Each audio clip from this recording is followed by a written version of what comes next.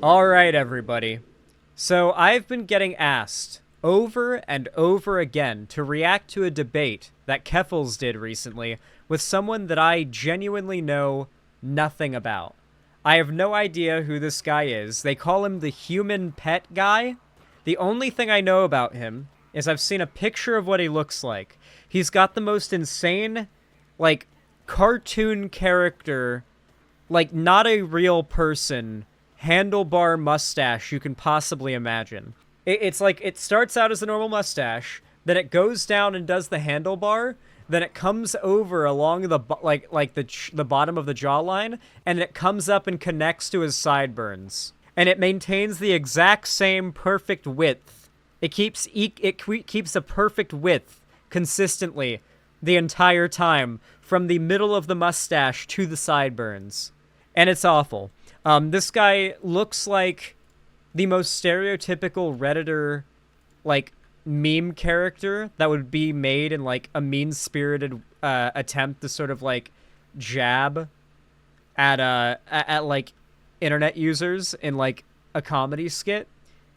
Like, this guy genuinely looks like a cartoon character. And apparently, the reason they call him the human pet guy is because he's gone on the records as having said that he desires ownership of a human as his pet.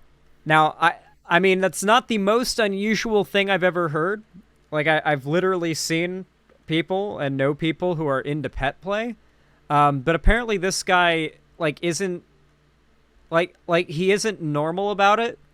Or, like, wasn't normal about it. Like, he talked about how he wanted to, like, torture and mutilate his human pet. It was in, like, a Reddit post or something that he'd made this, or, like, some forum post somewhere where he talked about how he wanted to have a human pet that he could, like, mutilate. Tumblr, thank you, Rask. But that's really all I know about him. Apparently he's also a monarchist, and Keffals debated him, and just, it was really funny, and apparently I need to watch it. I keep getting told this. Oh yeah, he also wears a fedora. Yes, just through and through, he wears the fedora.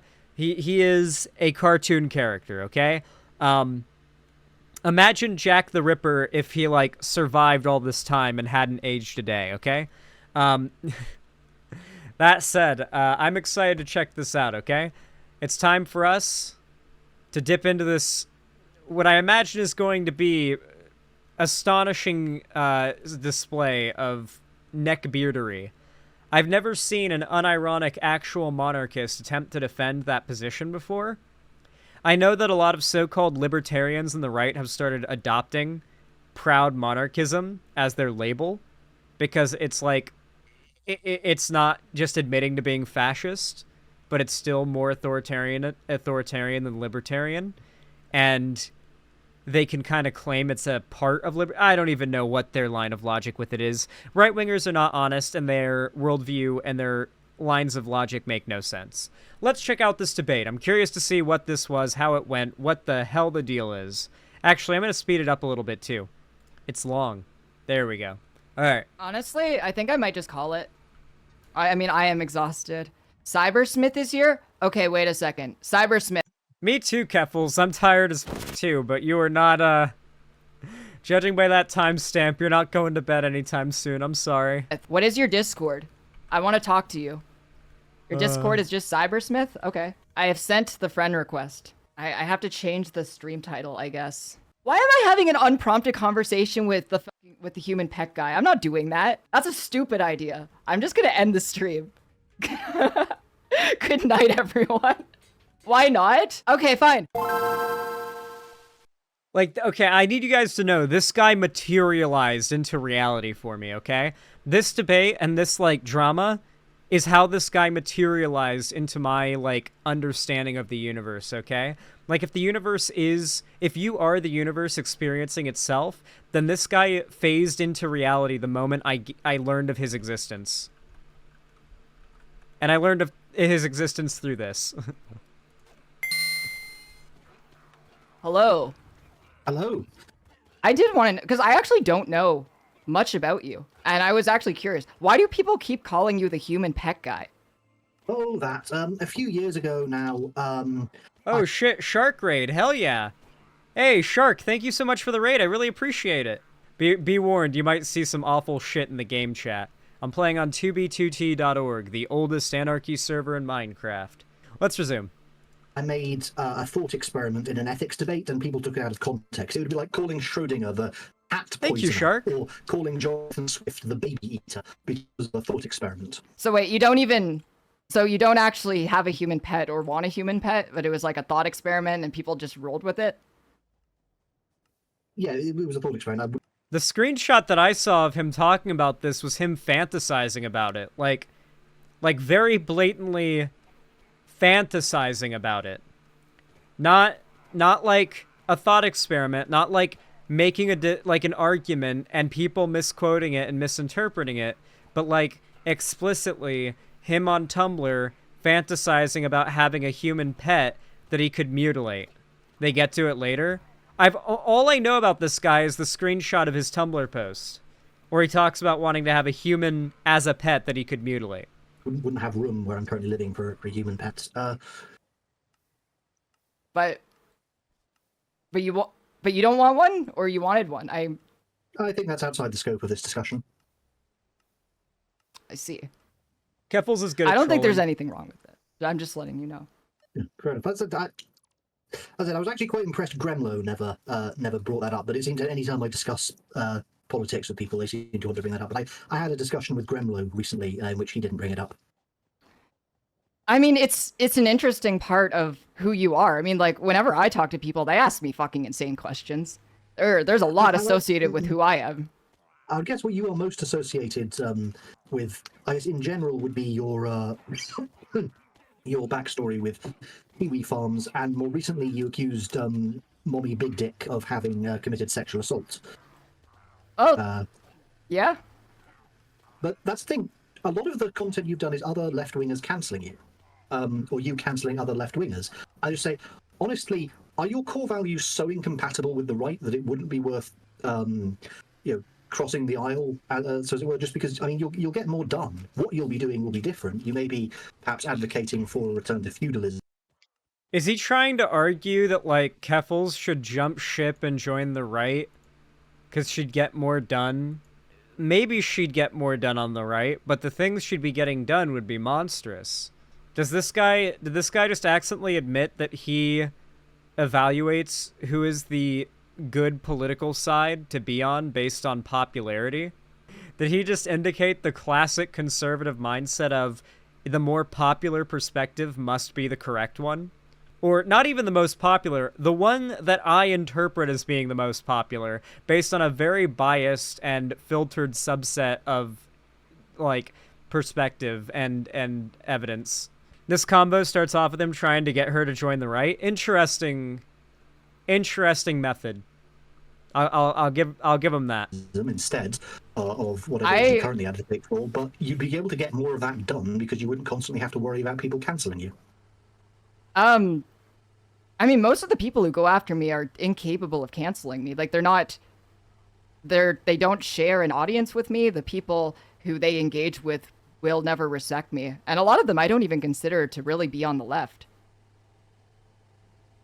Like, I definitely wouldn't consider the Chinese government a leftist government, or people who support authoritarian governments. What do you mean you wouldn't consider? We're talking about Red China, yes? Not Taiwan, Red China. Of course they're left-wing. Their main political party literally has the word communist in its name. Right, but what makes them... Oh no. Really? Did you act... Really? This is what we're dealing with. This is the level of argumentation we're dealing with. They have communist in the name. This guy must genuinely think the Nazis were socialists too? No, anybody who makes these claims knows they're full of shit. Anybody with an even... Alright.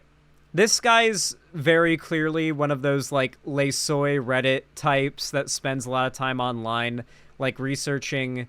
Not even researching, but basically, talking about and learning about, like, random niche historical figures and events that he can talk about in such a way that are meant to make him feel superior, intellectually speaking. It's a very common, like, neckbeard Reddit incel type thing to do.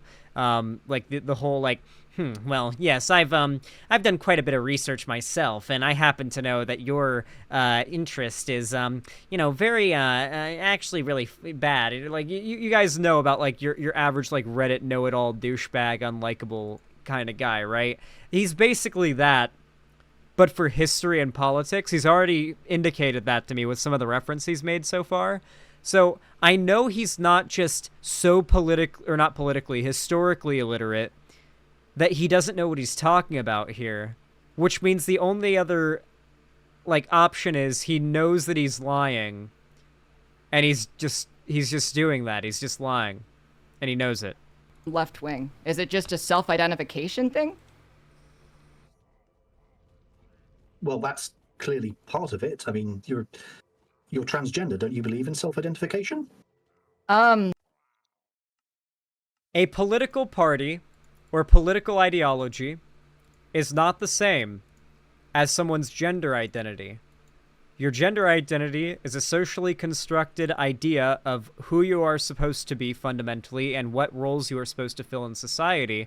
These were constructed by people a very long time ago, have been subject to change based on society's whims and beliefs over time, and are not set in stone.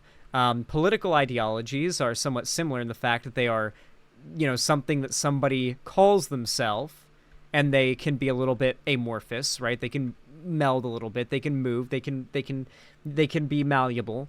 But someone's political ideology, while it may inform a lot about their morality and their beliefs, someone's identity in regards to their gender is about who they are fundamentally as a person. Like who they are, not what they are. In like the vague like what are you sense, right? Anyway. I feel like when you're talking about political orientations, there needs to be substance behind it. I don't think it's all right. They have a plan. They have a centrally planned economy. They've outlawed pretty much all other political parties. They've heavily suppressed traditional religious practices in favor of mandating a state. So is he just gonna list like authoritarian things and say that's what the left is? I love that like right-wing argumentation strategy where like instead of making an argument against any of the objectively good things the left believes and having any way of making excuses for the objectively monstrous things the right believes and advocates for, instead they just say, yeah, the left is when every universally agreed upon bad thing ever happens. That's what the left is, guys. You don't want the left to have any power or to win. A state materialist, or what I would consider essentially a state religion that is materialist in its outlook. It makes no claims of extra material properties, but it is, I would argue, religious in its nature. I would say all of those are extremely left-wing principles. They manipulate their own currency to an extreme degree. We do that to some extent too, but nowhere near as much. And I wish we didn't manipulate our own currency. But you believe in, you're a monarchist, so you're not necessarily against authoritarian governance. I am a reactionary libertarian monarchist, and I will tell you this: if you look through history, most monarchic governments have been far less authoritarian than republican governments. If we look at France, the republic that succeeded the monarchy carried out far more political killings, was far less tolerant of individual freedoms. We saw the same thing in Russia. We saw the same thing in China.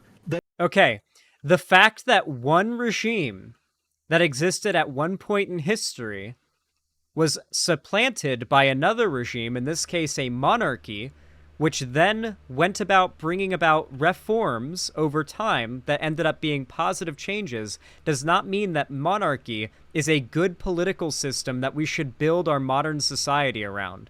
Just like he recognizes that monarchy was an upgrade from, say, like ancient feudalism, which was also kind of like monarchy, but not exactly, or like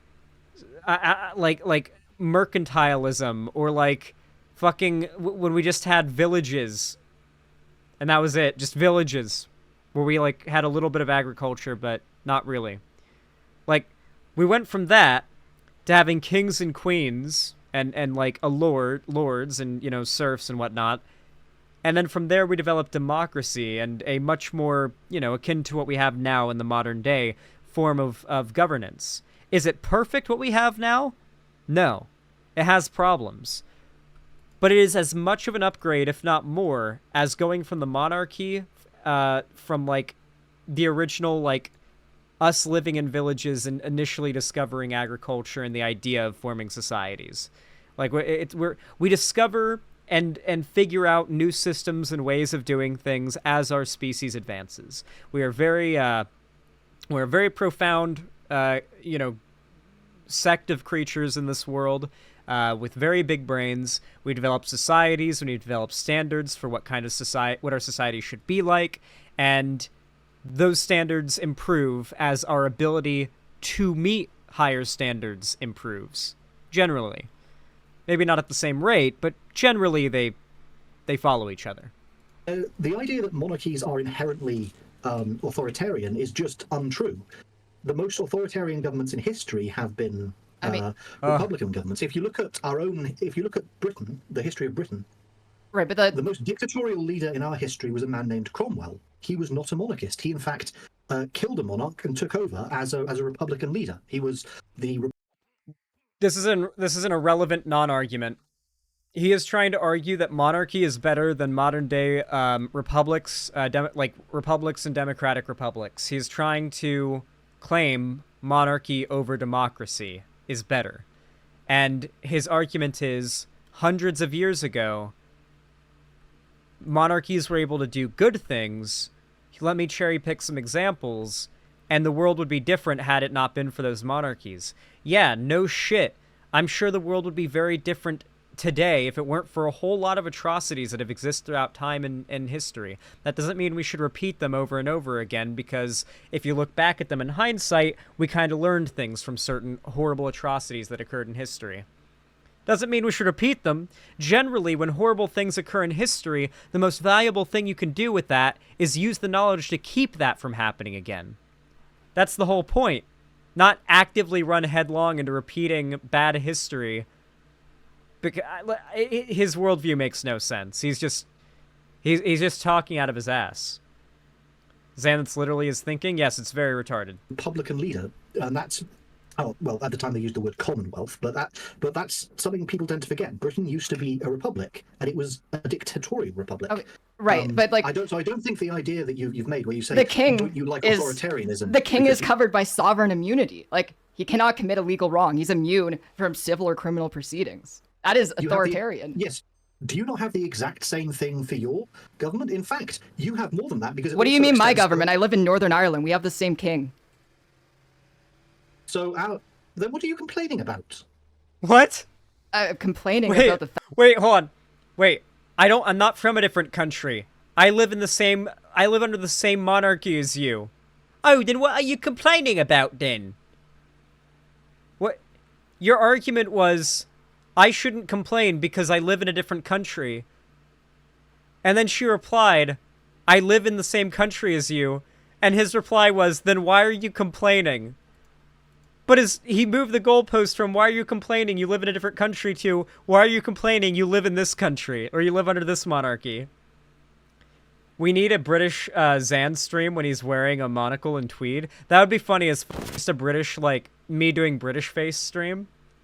Like, I can put in some of those, like, ghoul, like plastic fake teeth. And I can, like, paint my skin really white and I can do Britbonger face. I should do British face for Halloween. Fact that they're immune from the legal system. Yes, but the exact same thing happens under Republican governments as well. That's a basic principle of separation of powers. And in fact, I would argue that republics are often go further than that. If we look at the United States of America, for example, I wonder if that would get me... We can agree, a democratic republic. What if I tried to do, like, the most horrifically racist against British people video ever? Like the Steven Crowder... like, racist minstrel show clip that he did, but it's against British people. And I just go hard on the anti-British racism. Do you think I'll get in trouble? It would definitely be a fantastic shitpost. Republic, in fact, a constitutional democratic republic. Hunter Biden is functionally immune to prosecution just because he's related to the current president. I feel like this could easily be disproved by looking at Trump right now. Notably, he's not president anymore. They didn't do this to him while he was president. Being president functionally made him immune to this. They're now doing it to... Did Did you guys pick up on how stupid what he just argued was? What he's being tried for right now primarily is, one, trying to subvert the election in which he did not win because he did not win re-election, meaning he committed that crime when he was no longer the president. Two, holding on to classified documents after being out of office and then sharing them around, a bunch of other shit, and storing them improperly and unsafely. Something he also necessarily did, a crime he necessarily did after being president. He's been impeached multiple times, but his current prosecutions and whatnot, outside of a couple scenarios, are mostly things he did after being president, after losing the election. He's in trouble for not accepting that he lost the re-election. So necessarily, these charges would have to be filed once Trump's not president anymore, because he's in trouble for things that he did that he's not allowed to do when he's not president. Because he wasn't president anymore. You understand how that sneaky sentence he just said makes absolutely no sense if you look at what he's actually being indicted for. Granted, a couple of the indictments are things that he technically would have committed while president, but still, like, charges take a while, cases take a while, especially when you're charging the president of the United States. Stop him from being president again. Why are they so desperate to throw all these prosecutions at him? Because they know they'll have to stop if he becomes president.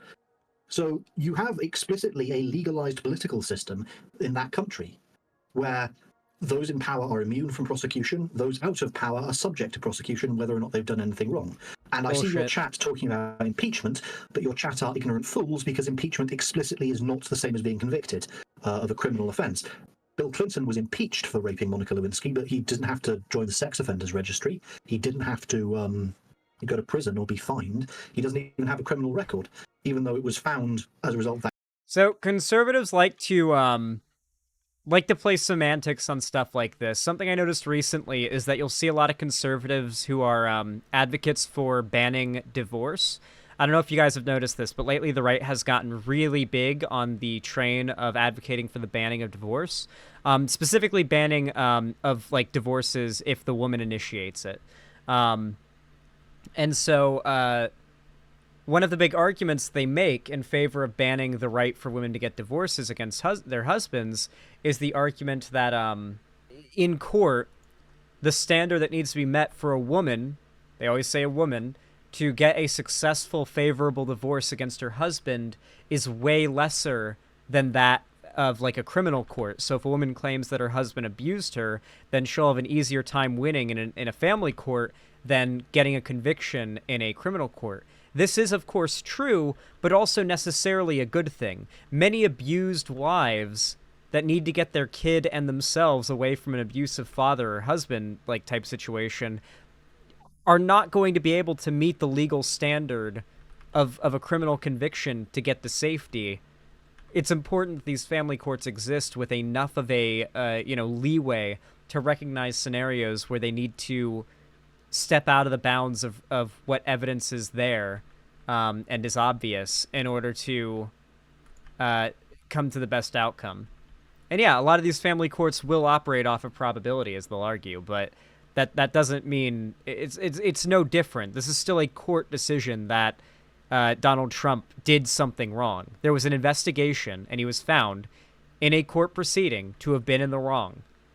There was a whole ass federal investigation multiple times. He was impeached twice. Just because the Republican-leaning, extremely highly partisan Supreme Court didn't choose to fully impeach him, as in, like, make it so he couldn't be president anymore, doesn't mean he was innocent.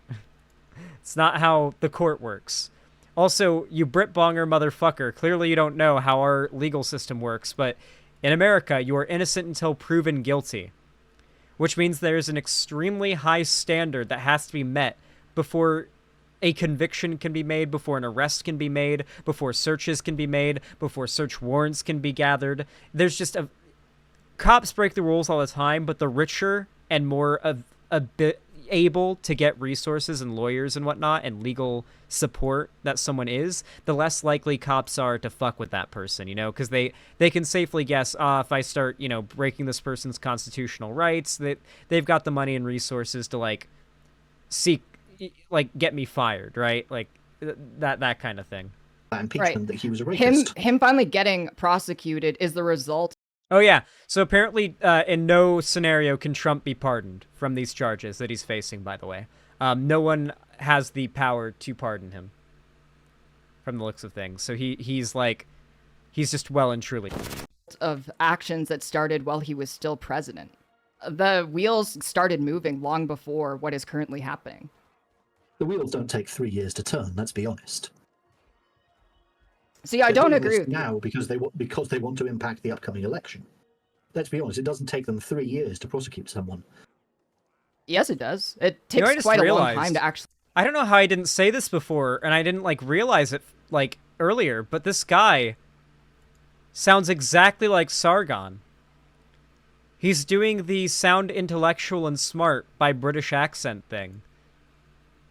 How much you want to bet this guy's normal British accent is nowhere near as obnoxious as his current one is, and he's playing it up. Same accent, exactly. He's literally Scottish. Oh, so he's actually faking it. Okay. Get the legal system to do anything, regardless of who it is. It doesn't seem to when it's just some ordinary person committing some ordinary offence, or allegedly committing some ordinary offence. It didn't take them nearly this long to go after... He's the president. I'd say that Kyle Rittenhouse bloke. I'm pretty sure it took them a lot less time than this. So No, the Kyle Rittenhouse case lasted 2 years. Donald Trump did these crimes back in 2020 and 2021. So it's actually been a little longer. It's actually taken a little longer to go through with it. God, I gotta change all these fucking names on these fucking kits. Look. Fucking 2B2T players, dude. I need a new anvil. Okay. Let's continue. the idea that it simply took this long, no, they wanted to do it now because now is when they think it will impact the election most. So the idea that the sovereign immunity of the monarch is a bad principle or a bad idea is functionally any system has to have that. If you don't have that, then you can't have meaningful separations of power. You can't have the judiciary be independent of the executive and the executive be independent of the judiciary unless the judiciary is unable to prosecute the executive. If the judiciary can prosecute the executive, then there's two possible outcomes. Either the executive takes control of the judiciary or the judiciary becomes sovereign over the entire... I genuinely cannot stand the way this man says judiciary. That is not how it is said. It's not judiciary. That is not how it is said. I'm putting my foot down. That is not how you say it. You British motherfuckers, that is not how it is said. I will not accept that pronunciation. Thank you. Entire system. There's no meaningful separation of powers when one branch of government can just throw the other branch in jail. You have to have the executive be immune to the judiciary. No system has ever functionally managed to avoid that. That is the functional reality of any system of government. If you want to separate... He is arguing against the concept of checks and balances and a balanced democracy. He is trying to argue that somehow a king or a queen whose rule is determined by a bloodline and maybe even justified via religious claim of divine right to rule or some shit. Somehow that is less partisan and less anti-democratic and anti-freedom than having the ability to vote for representatives that best reflect the policy positions that you most agree with, and the person who gets the most votes takes the position of power in that area. And the people who live in that jurisdiction get to live under the policy decisions that the majority of them voted for. Apparently that's less fair than the God King has decided that it is opposite day, and you legally have to say everything the opposite of what you mean. Legally. He's enforcing this.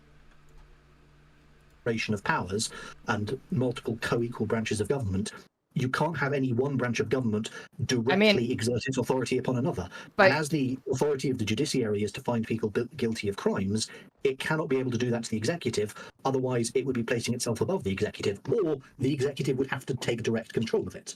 The ability for the judiciary branch to hold the executive branch accountable for committing a crime means that the judiciary branch must necessarily be above the executive branch, which is not equal. That is what he just said.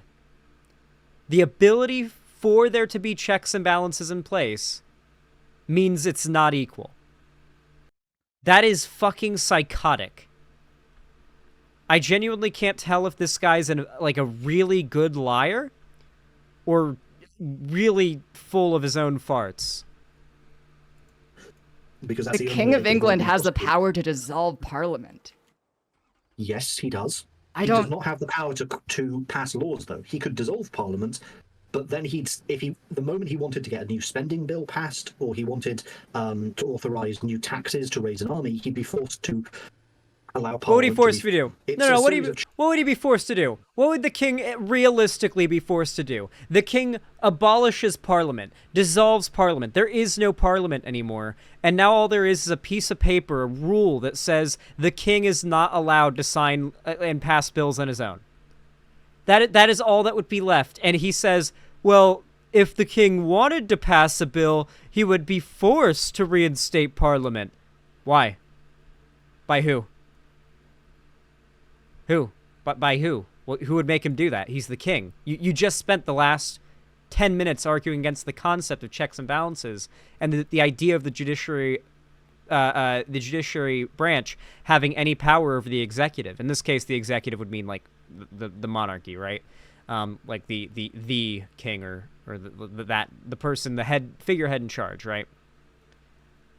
It's literally like beyond backwards. I don't even know what to call it. It's that stupid. Son of a bitch. I'm genuinely mind-boggled. checks and balances, not an ability to exert unilateral punishment on it. Notably, he can't stop someone from running for office again. If he dissolves Parliament, what does that mean? It means fresh elections are called. If the same people win their elections, he doesn't get to say, no, you can't run. He could threaten to indefinitely dissolve Parliament, but then he'd never be able to get any laws passed. Right. I don't know. Not a realistic scenario. Like, assuming the king dissolved Parliament and, like, basically did a coup on the government, there would be nothing stopping him but pieces of paper that say, you can't do this, you can't do that. And pieces of paper saying, you can't do this, you can't do that, have never stopped any fascist dictator. And that is effectively what a king is, a fascist dictator. It is just a more...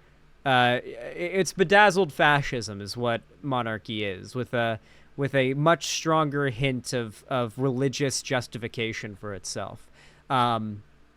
Yeah.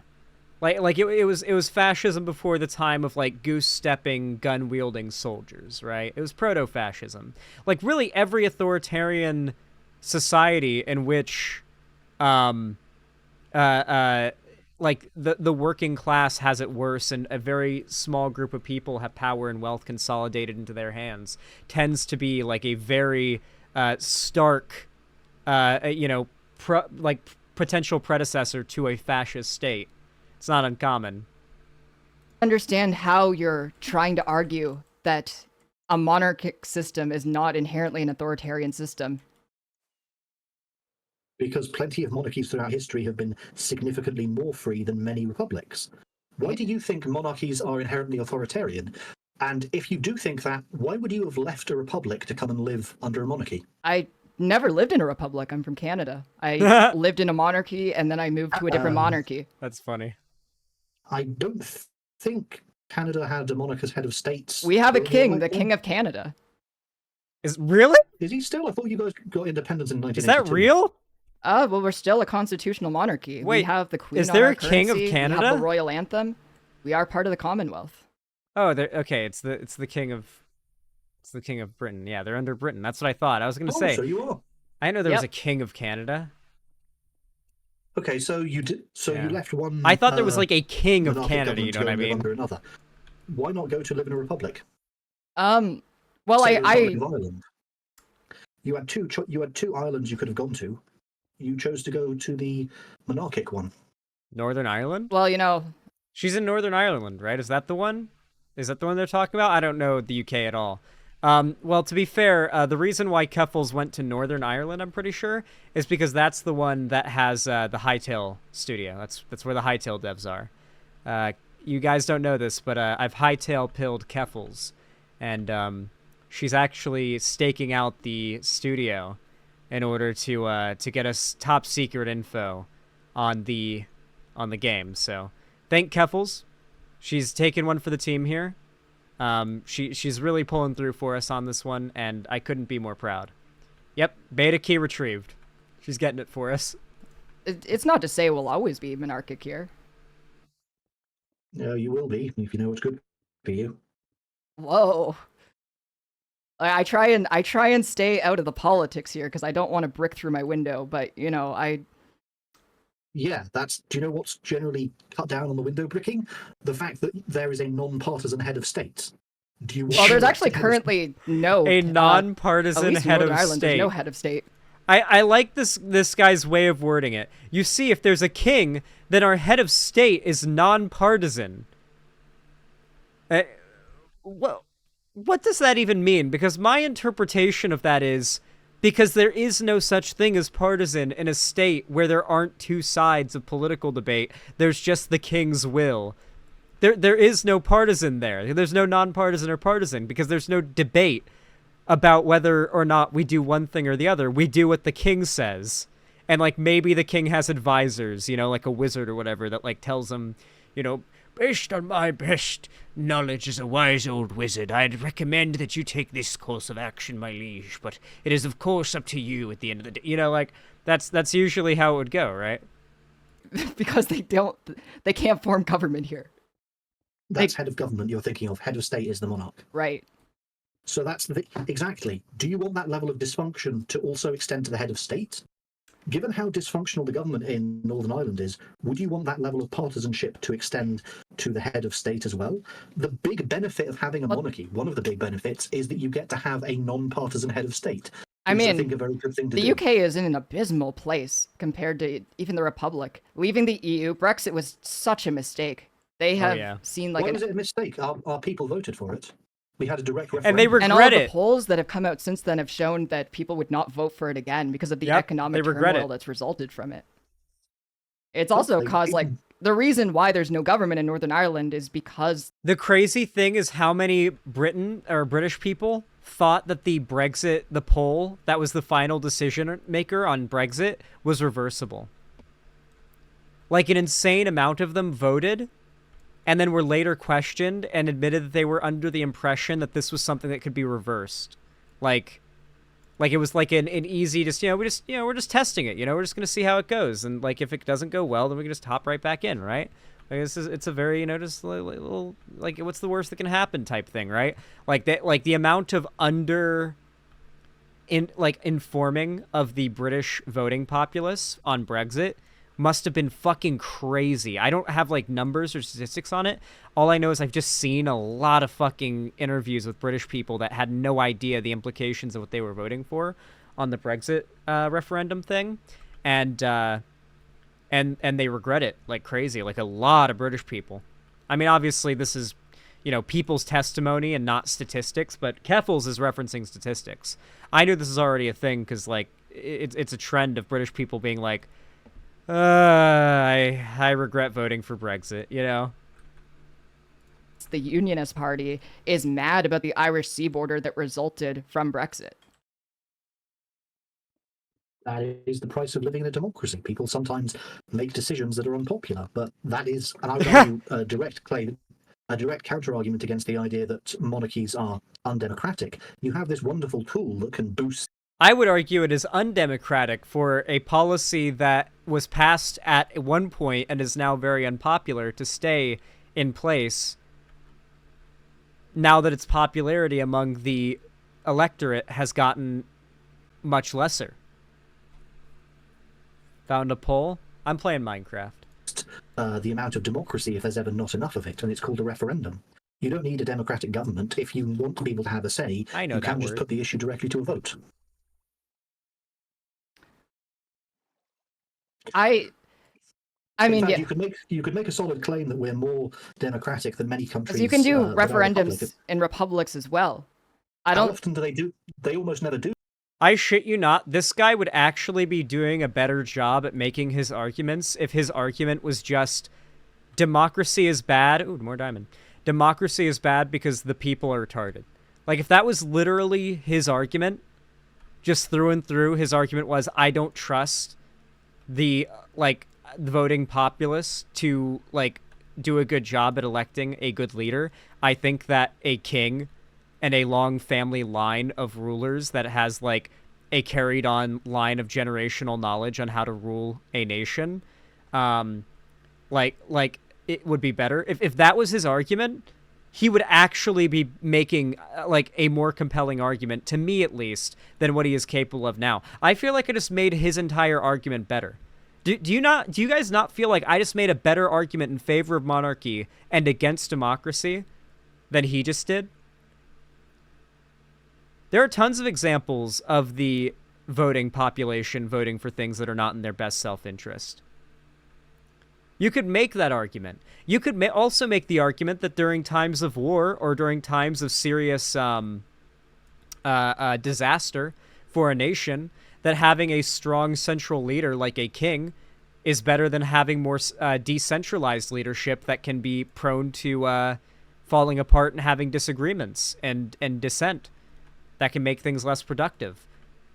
He could even make that argument, but I genuinely just don't think he's talented enough at either grifting or arguing for his genuinely, sincerely held positions to make that argument that effectively. Like, it's not a good argument. I'm not saying I agree with what I just said. I'm saying it is objectively a more compelling line of argument than anything he's managed to dredge up so far. At least I think so. I'm curious what you guys think. Though you talked about China. When has Red China, ever had a referendum? When has Red the USA China? ever had a referendum? How often do republics have referendums, Keffals? Gotta remind us that I think they China's almost never totally do. communist.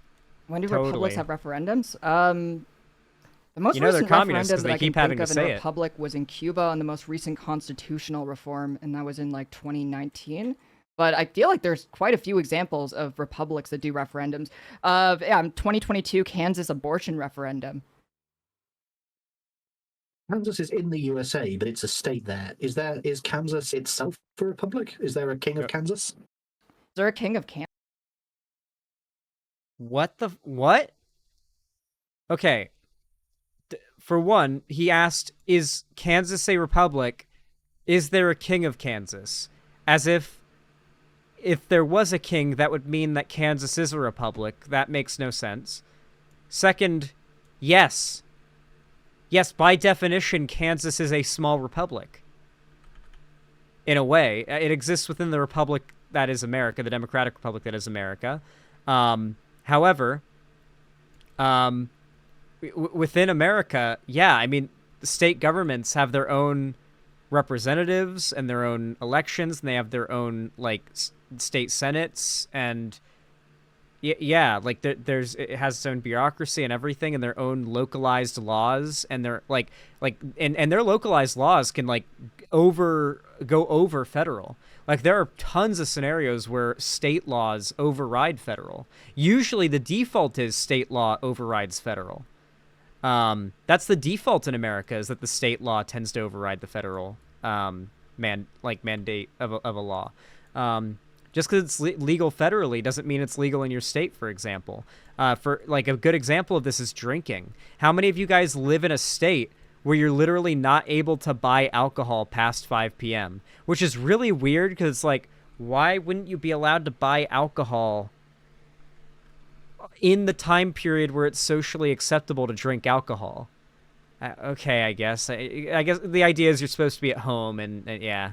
Anyway, yeah, like that's literally enforced law in some states and even towns and municipalities. And yet, federally, it's not illegal to buy alcohol after 5 p.m. It certainly was illegal federally to buy alcohol under tons of circumstances at one point, but currently, no. So yeah, you could argue that individual states have a sort of republic insofar as their own legislature. Kansas. I understand that it's part of the USA, which is a republic, but but individual states are allowed to have different types of governments. Is Kansas itself a monarchy? I do not believe so, but it does have a governor, so it does have its own independent government. Yeah, so how does the governor take power? Does he ascend to the rank of governor when his father dies, or? Why is that the ideal outcome? I think that's my biggest question. Why is a governance based on bloodline ideal? There is no such thing as an ideal government when we're talking about humans. There's only the least worst or least dysfunctional. Oh, I think it's hate this ideal guy. because it protects the organs of Oh, I hate this guy a lot. Okay, so this guy is one of those like Lesoy Reddit types who thinks that his nihilistic view of humanity is this inherently morally corrupt, selfish, greedy creature makes him like a super like mature, I've figured it all out. I know the unfortunate truth about reality. I'm an anime protagonist kind of like vibe is what he's trying to give off. Jesus Christ. Now that's cringe. Give me a minute, zombie. Give me a minute, dick. You'll notice that 2B2T does not lag unplayably anymore since the 1.19 update hit. So, there are monsters everywhere, and they are actually dangerous because 2B is on hard mode, and they, like, don't lag and, like, not know what to do. They actually attack, so it's pretty cool. the state from partisanship. You don't want every system of the You're country to sneaky. be- I caught that Winston become Churchill quote. partisan. He tried to sneakily quote Winston Churchill and make it sound like he was speaking I off the wasn't cuff. thinking of it at the time, but yes. But what was it? Democracy Oh, is the best no, form of he tried to government. play It it is the worst off. form of government, except for all the others that That's have been tried funny. from time to time. Yeah, And he, you would always count on them to reach the right He got conclusion. fucking caught. So they've tried all That's the others. funny as shit. yeah, I definitely yes, would I not think- I take his think- opinion seriously, though, considering his part in the Bengal famine. Ooh. Okay, Bluestone is saying the Constitution forbids titles of nobility. Governor is not a title We are of nobility. railing against If the he was calling British himself today. the I Duke love of it. Kansas, yeah, that would be a problem. right. Also, famine. I mean, the question was just about referendums. I mean, no, the United Kingdom under Winston Churchill was exporting food while there was a famine in Bengal. While there was also a Well- world war. well, I don't think India that's was a under exporting food from mitigation. Well, places India was going under through colonial rule by famines. the United Kingdom. The monarchy has served Under such their a horrendous colonialist role in control. world history. Would you prefer the India that existed before colonialism? Yes, actually. Which one? Which one? There was no such country as India prior to colonialism. Technically speaking, there Right. really wasn't after colonialism because it fractured into India. What is he arguing right now? Is that colonialism's good because it created the borders that we know today? What kind of logic is that? Ah, yes, you see, if it weren't for colonialism of these European empires over hundreds of years ago, we wouldn't have the extremely inaccurate, non-ethnically divided borders that we have today that have resulted in literal entire regions of the world having, like, dude, there are entire regions of the world that have existed in, like, constant civil war for as long as America has existed, just on and off civil war, because, like, European powers colonized them hundreds of years ago, decided, yeah, you all exist in the same country now, and we're gonna, like, build our own government, and then we're gonna, like, force you to live under it, and that's just kind of how it's gonna be. We're also gonna pilfer your resources and the fucking natural treasures of your land, by the way, for our own profit, and then, like, then they just dip, and they also do slavery. Like, somehow we're arguing this is good. I hate British people. India and Pakistan. I do. If it had been perhaps a little bit more honest and called itself and said India fractured into Pakistan and Hindustan, which is what some people had called. I become Wait, racist are you against British. defending, like, British colonialism It's right happened. Yes. now? As a net Keffals, positive? Yes, I am. How are you? How do you justify that? Like, Why does India have a parliament? why does Why India? What do you think its system of government was before we came along? And the answer is it was no one system of government. India only became a single unified state. And why with is that things the like preferred? parliament. Why is a single unified state the preferred position for India? That was Because something if that it was wasn't, there would be imposed. on them. There That would be wasn't no such country as India. Gandhi's dream of a "we should have today a free India" would literally have been impossible to implement before colonialism. He'd have had to get every individual principality to agree to it, and there's no way they would have, because it would have required right. those individual princes to give up way too much power. And if we're being honest, Was there a political movement towards a unified India before British colonialism even? no. Then why is that something that matters if that wasn't something that existed before post-colonial India even existed? Because if you're going to celebrate the Indian nation, say, oh, the Indian nation should be free, there couldn't be an Indian nation without the British colonialism. Right, but that's something that was Okay. imposed on. When someone says blank nation should be free, they are not talking about literally the nation itself, like the idea of it, the government, the those that constructed said government and put into place should be free. They mean its people. Like when we talk about a nation and its well-being, we're not talking about the land. We're not talking about the government. Well, sometimes we are because it's connected to this, but we're talking about the well-being of its people, of its citizens, of its working class, of its majority. That's what we're talking about generally with these conversations. If you have a soul, if you're a human. Granted, this guy might not be a human. The more I hear from him, the more I'm convinced I am that he might actually be a cartoon character who is like torn through reality. Like Chris Chan was right. The convergence has happened, and like the dimensional like merge has occurred, and this guy came into our reality through that. Them. Yes, much as how the idea of a central British state was imposed upon us by the Romans. We were several smaller microstates until Rome came along. The light of... Yo, I know all of this because I played Assassin's Creed Valhalla. I've got all the lore knowledge I need on this. It is very fucking stupid to say that, like, you should be in favor of monarchy, because if it weren't for monarchy, then we wouldn't have modern England, which came from the Romans conquering the British Isles. But this is stupid. This is really, really fucking stupid. Like he's the same level of argument as, I mean, you could justify any horrific thing we did in the past if it had any positive outcome from your perspective this way, right? Like, hell, you can justify any horrible thing from the past just by saying bad things still happens now. So why not go and do worse thing from the past? That is actually his argument. Like, making things better didn't make things perfect, so let's just make things worse. Why? Who would buy into this? Who wants that? Civilization is often spread by the sword. It's unfortunate, but very often there's no alternative. Oh, that was a gay quote. No, there is an alternative, because you're making it sound like the project. Mr. You're making it sound like the project behind colonialism by the crown was bringing civilization, but it was about extracting resources from the colonies. Can I just address someone in your Yes, comment, of Mr. course. Carlin Cole? Genocide was good, actually. What makes you think colonialism was genocidal?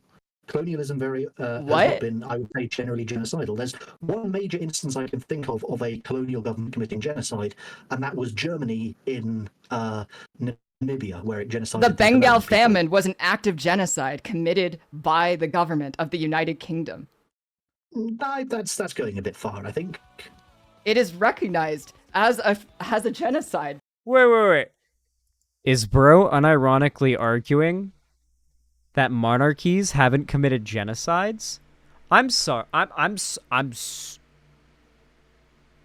sorry, but one of the most well-known things of all time about, like, medieval monarchical society was the idea of conquering your enemies and instilling your will upon them, like murdering like them in swaths. Like, they would literally wipe out, like it was not like warfare was a thing. Like, they like and usually it wasn't like warfare in the way we know it today. It would just be like an invasion into some like lands that some people live in, and then just like slaughtering them and enslaving them. Like, that was just like normal back then. That was just how things went, you know. That was Tuesday. That was just Tuesday. By the government of India. Nice. I we got a respectfully cat. disagree with the government of India. Based on what? Like, what are you basing that on? Like, are you actually going to defend what the British did in Ireland? Yeah, he is. They didn't In bring. Ireland, The reason why the political situation is like it is because of the British. Well, okay, one of the most common things ever is, okay, you're a king, all right? Let's say you're king Big Chungus, okay?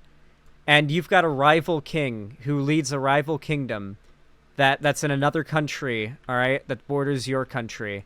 And his name is King Sus.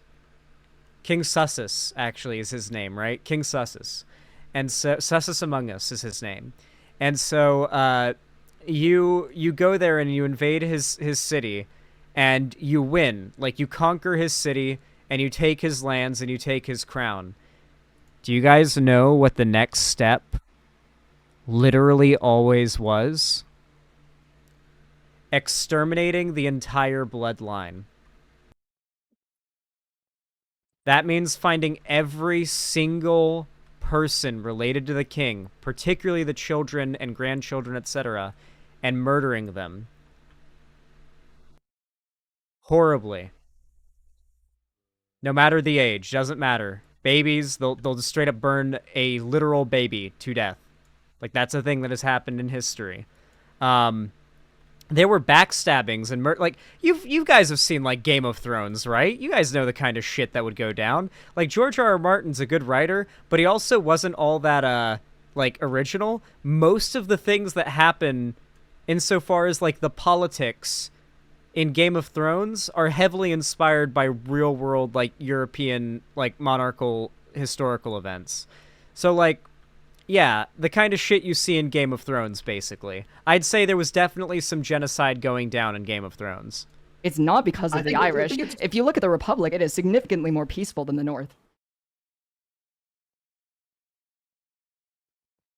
that doesn't seem entirely fair, isn't it? Given that a lot of the separatist movements were founded by people down south. The North is not calling for the South to become monarchic, but the South is calling for the North to become Republican. I was thinking in U.S. terms for alone. half a second there. No. That... The call. I thought she was just going to leave it at no. From inside the North. That'd been good. I don't think there have been any modern statements, at least since the peace process, of calls from the Republican government of the Republic of Ireland for the North to join them. They literally do have that saying, was it, they want all 38 counties? Yo, chat, is this like a product of me not having played Minecraft in a while and I just didn't know this was a feature or something? What is this, like, patch of iron? There's also this, like, weird iron nuggety looking block here. Is this like some sort of block of raw iron? Tough. Block of raw iron.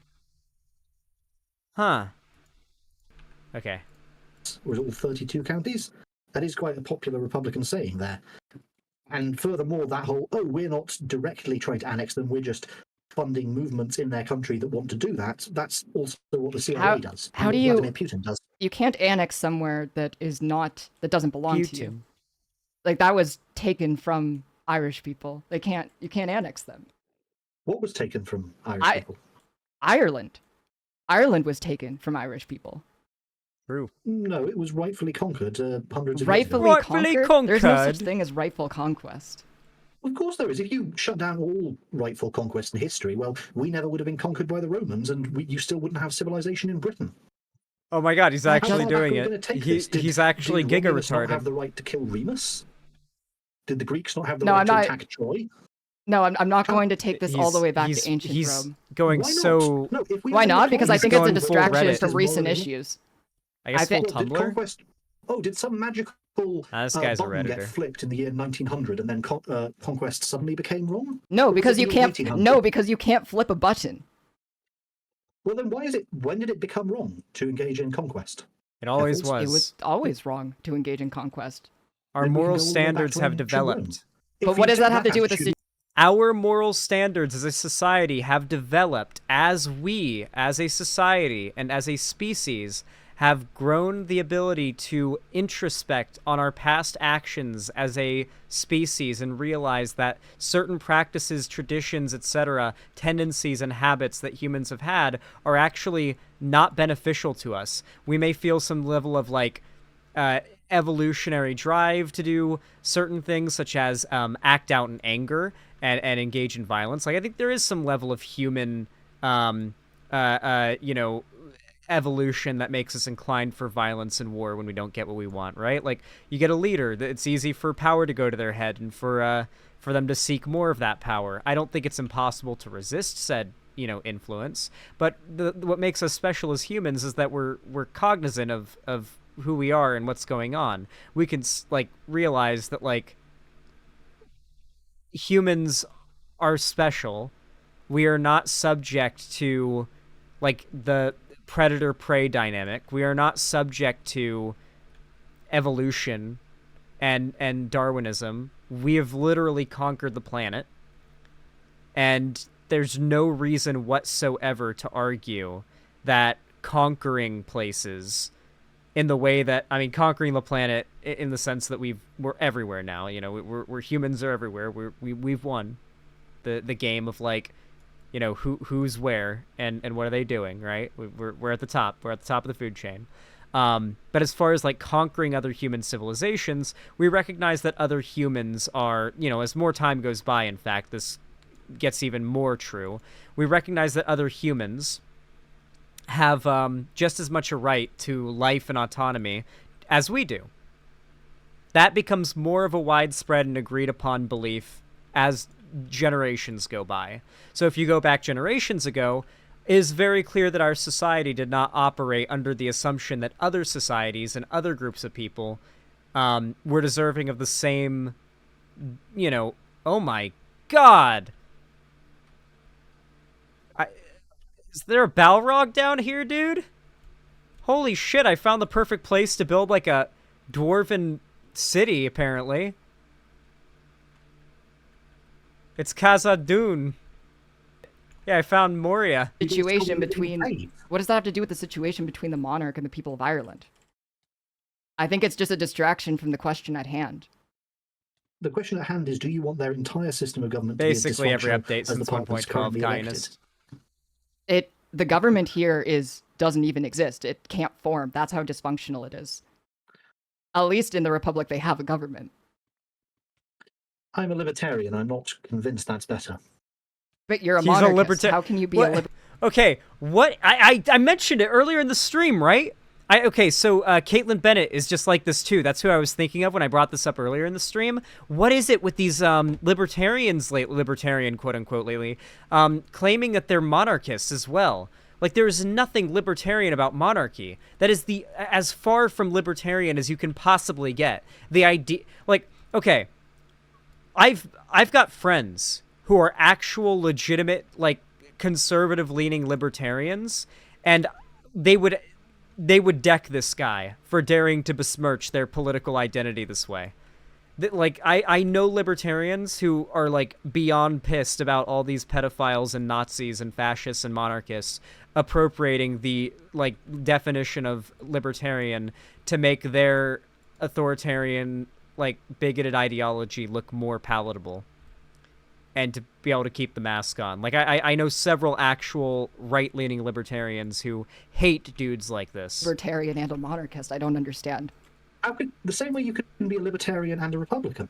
The form of a government and the extent of a government are two different things. Libertarian in Europe is a leftist ideology? Oh, okay. This could just be my American brain then. This could just be me having America brain. But here in America, libertarian has a very distinct meaning. I guess we're talking like capital or lowercase L libertarian, not capital L libertarian. I see. It is American. But the point of government under monarchy is to take power away from the crown and to make the system more democratic. If you apply libertarianism to a monarchy, you just get absolute rule under the crown, don't you? No, you don't. Yep. The purpose of the government is not to take power away from the crown. It is to share power with the crown, to manage. How is He that? thinks the crown is the How is people. that meaningfully different? He's talking like the crown is the Is the people. purpose of your The will of the Supreme crown is the will of the Court people. to take power That's away what he from the believes. legislature? No, they are two co-equal branches. Do You have to notice it, by the way. Like, he has indicated multiple times without saying it, he believes the will of the crown is the will of the people. There is no difference. He has been talking through this entire conversation. They're talking past each other because he's been operating this whole time under the presupposition that what a given king would want would be what the people would want, necessarily. Not even, like, an indication that he's up for a debate on that possibility. Like, you think that might maybe not be true? You know, maybe that the will of the king is necessarily the will of the people? I think that might not always be the case. Oh my god, is there more? This is a whole new cave. I've entered a whole new chamber of more Moria. This is Moria. This is just straight up Moria on 2B2T. Jesus. This goes hard. Don't blow up my Arkenstone. I know the Arkenstone's an Erebor, but still. It's a funny reference. Do your lungs exist to there's take more over oxygen there. away from your heart? No, they are two co-equal organs that both have to function for your body to work. Just as the king and parliament are two co-equal I get what he's governmental trying to organs that do, must function, but governments for the are not good of the nation. comparable to bodies. I'm not entirely opposed to democracy. I'm not entirely Also, opposed.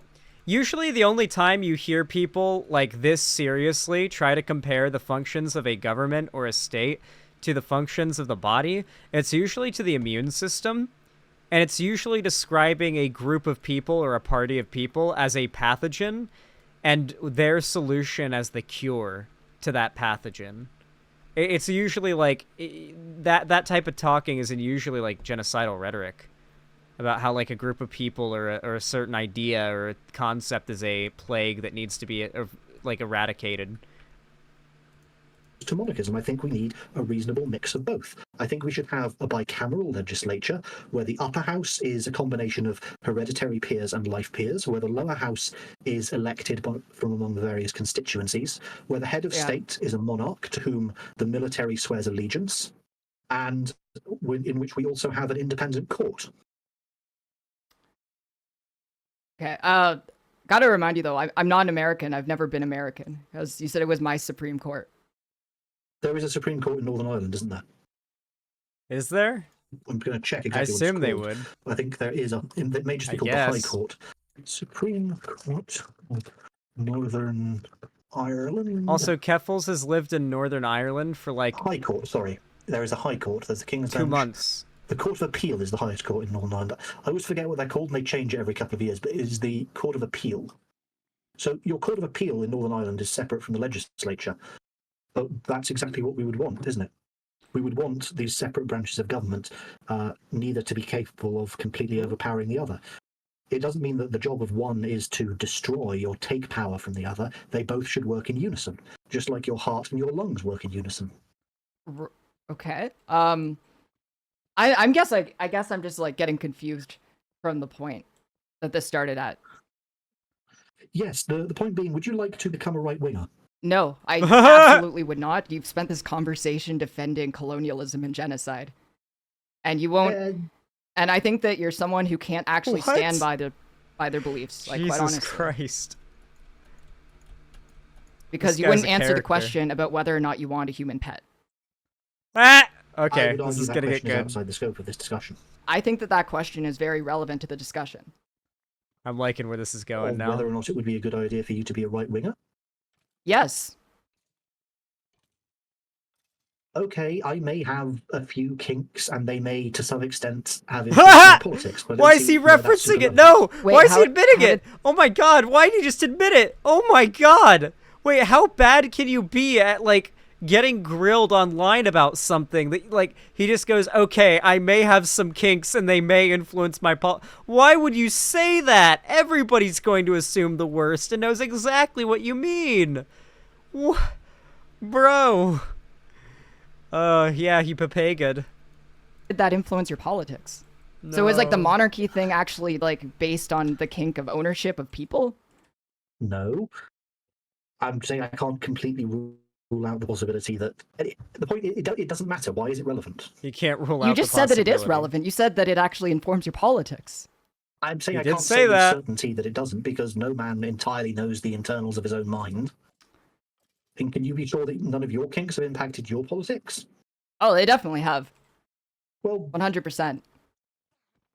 Again, we don't need to go into the specifics, but there you go. They're not especially relevant to the why someone believes in their specific political beliefs isn't necessarily. I don't want to know. All that relevant. So, wait, is there a kink-based reason that you, for some reason, believe monarchies are authoritarian? No, not really. I mean, I think they are. You have political beliefs that are outside of your. I think that you're just like okay with it. Tastes. I don't understand why you're against authoritarianism when you advocate for authoritarianism. It feels like a contradiction of beliefs. He's trying to argue that monarchy is freedom. Is inherently authoritarian. I don't think that you can have a system where people are immune from legal proceedings and the Constitution. Nice goalpost move, dude. He's trying to argue now that he doesn't think monarchy is inherently authoritarian. It still is. That's not any more defendable a position, but he's trying to move the goalpost to something a little bit less definitive as far as statements go, because a more definitive statement with less room for, disagreement is harder to defend than one that's a little bit more, maybe I believe this, potentially it has an impact, maybe. I'm just open to the idea, potentially.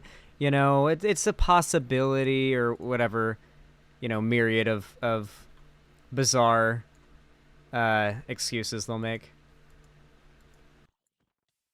Don't worry, guys. I'm the goat. I had a gap on me. I'm not gonna die to no lava.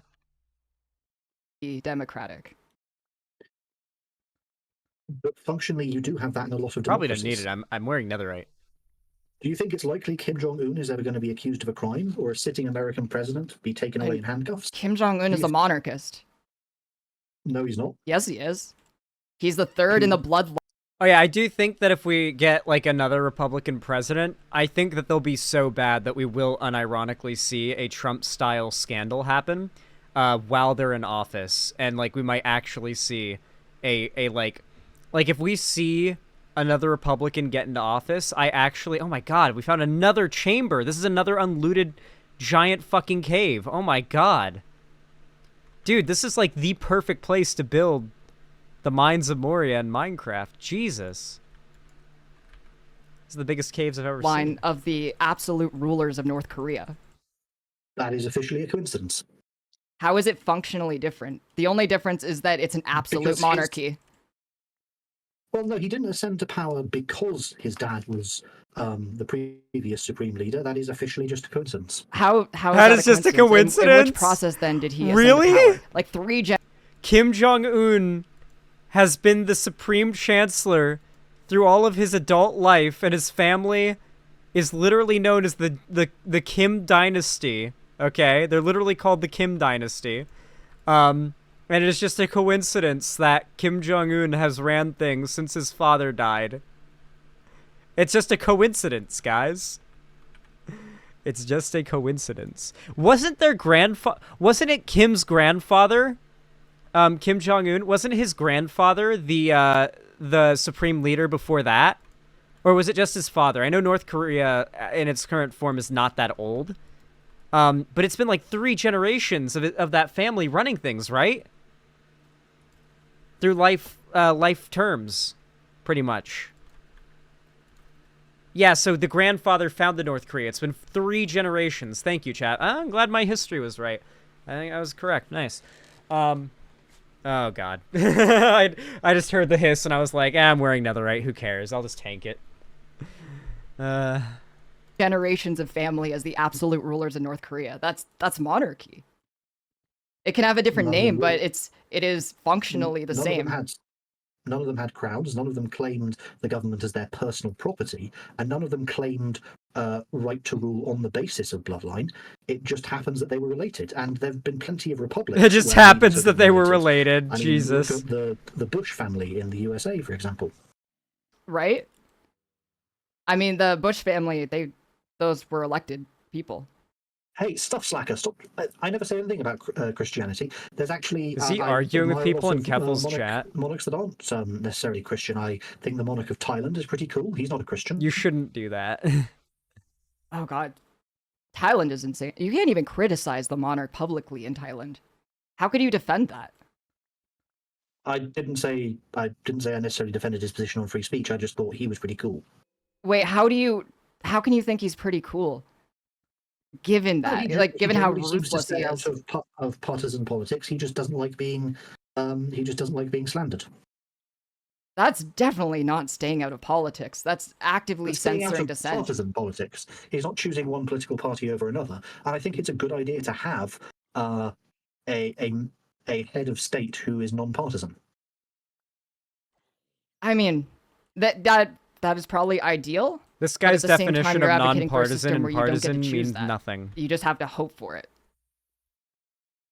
Because if people can choose it, it very often ends up becoming partisan. Partisan politics, unless it's a very, very strict, unless there's basically no way for it to be handed out as spoils, like the outcome of a referendum. Pro-monarchy is partisan. Very much partisan. Which political party is pro-monarchy? Which political party? The DUP. I've never voted for the DUP. That is... Okay. He is trying to argue right now that... Okay. So partisan basically means that... so let's say you're talking about a party. A partisan party would be one that is unapologetically biased in favor of one side or the other. And they very openly, message or put out messaging and put out signals that they are part of that group or part of that movement, right? And he is trying to argue that somehow a king being in charge and having a monarchy would somehow make it so the head of state wouldn't have any preference for one political side or the other unless we'd have a non-partisan head of state, which would be better than now, where we elect somebody who is a partisan head of state because they believe a set of ideas that they advocate for, and then when elected, they tend, hopefully, to follow through on those beliefs and ideas they advocated for on the campaign trail. He's basically arguing against the concept of the people being able to decide for themselves and trying to claim somehow not having that freedom is freedom. I genuinely, I don't know. All I know is there's a lot of diamond in this cave, and I like it. The pro-monarchist party in Northern Ireland, that is very much a partisan party. Has the king officially endorsed them? Has the king officially endorsed? Oh, I was going to say before, thank you for reminding me. I get stun-locked a lot, or forget what I was going to say sometimes. Maybe one day I'll have Adderall or something, and I'll be big brain. I was going to say that if we ever have another Republican president, I feel like necessarily they couldn't be like a super like establishment boring like average like what comes to mind when you think Republican like before Trump. Like it can't be any like Trump having existed on the Republican Party, like there ever having been a Trump means that I don't feel like there can ever be another Bush, for example. Like I don't think we can ever get another like mainstream traditional Republican. It's got to be some insane hyper populist shit that taps into like some level of social anxiety and disaffectedness that worked for Trump. And I feel like if we ever do get another Republican president, it's going to be someone like Trump through those means, but it's going to be someone worse than Trump. I think it'll be like dialed up to the extreme if we ever do get another Republican president, and that would be when we get the full-on sitting president getting taken out of the White House in handcuffs. I think if that ever happens, it would be with our next, if we ever get another Republican president, next Republican president. Hell, it could be Trump gets reelected somehow after all this, and then, like, in his next term, breaks the law again, and they just Wheel him off to prison, straight out of the White House. No trial, just straight to prison.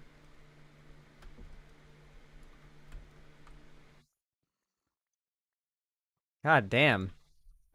Diamonds are common.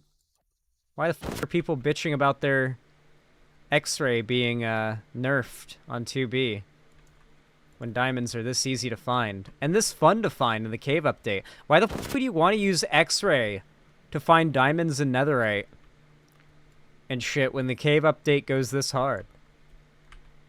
Where's the DUP? Good question, actually. The answer is no. He stayed out of that issue.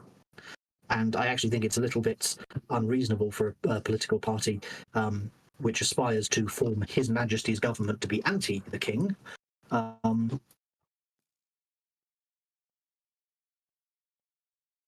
Hello? Still there? Yeah, I'm Okay. still there. I think the internet may have conked out. Oh, I'm very sorry.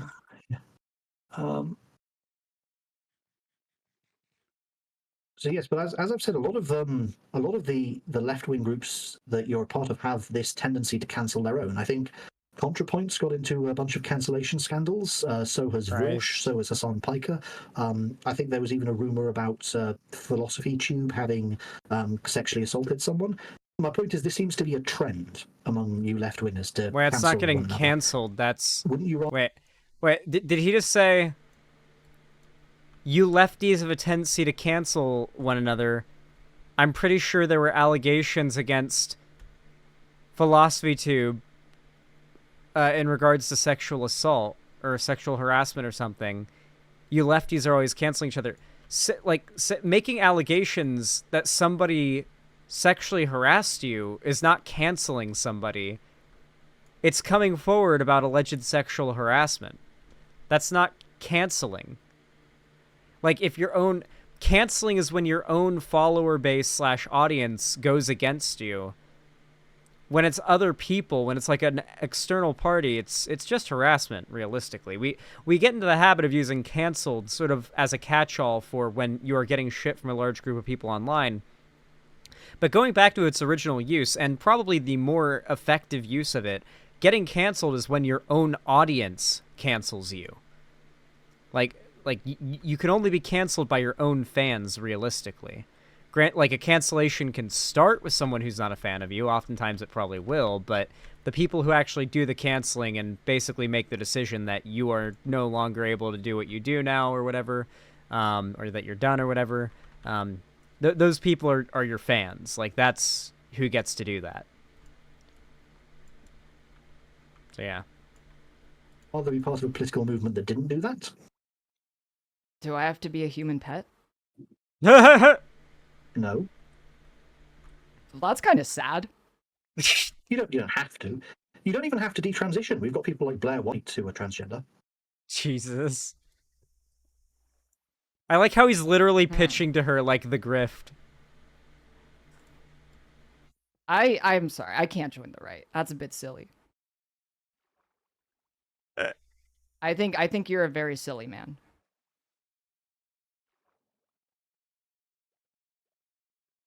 I don't think that's entirely fair, but why do you want to keep being part of a political movement that seems This guy's determined cucked to as eat its shit. own, is my question. We have a positive vision for the future. We have an idea of what the world could be. This guy's a giga cuck. I don't think you're actually... Successfully- I don't think He you're just going to gives off find cuck much vibes. agreement from, like, American Republicans. Hyper's in chat if this on guy gives you monarchy. cuck vibes. They very much Maybe not agreement, but they don't tend to cancel. American Republicans can get on just fine with British monarchists, and they can debate civilly and not try to cancel each other. There is a fairly broad spectrum of disagreement on the right.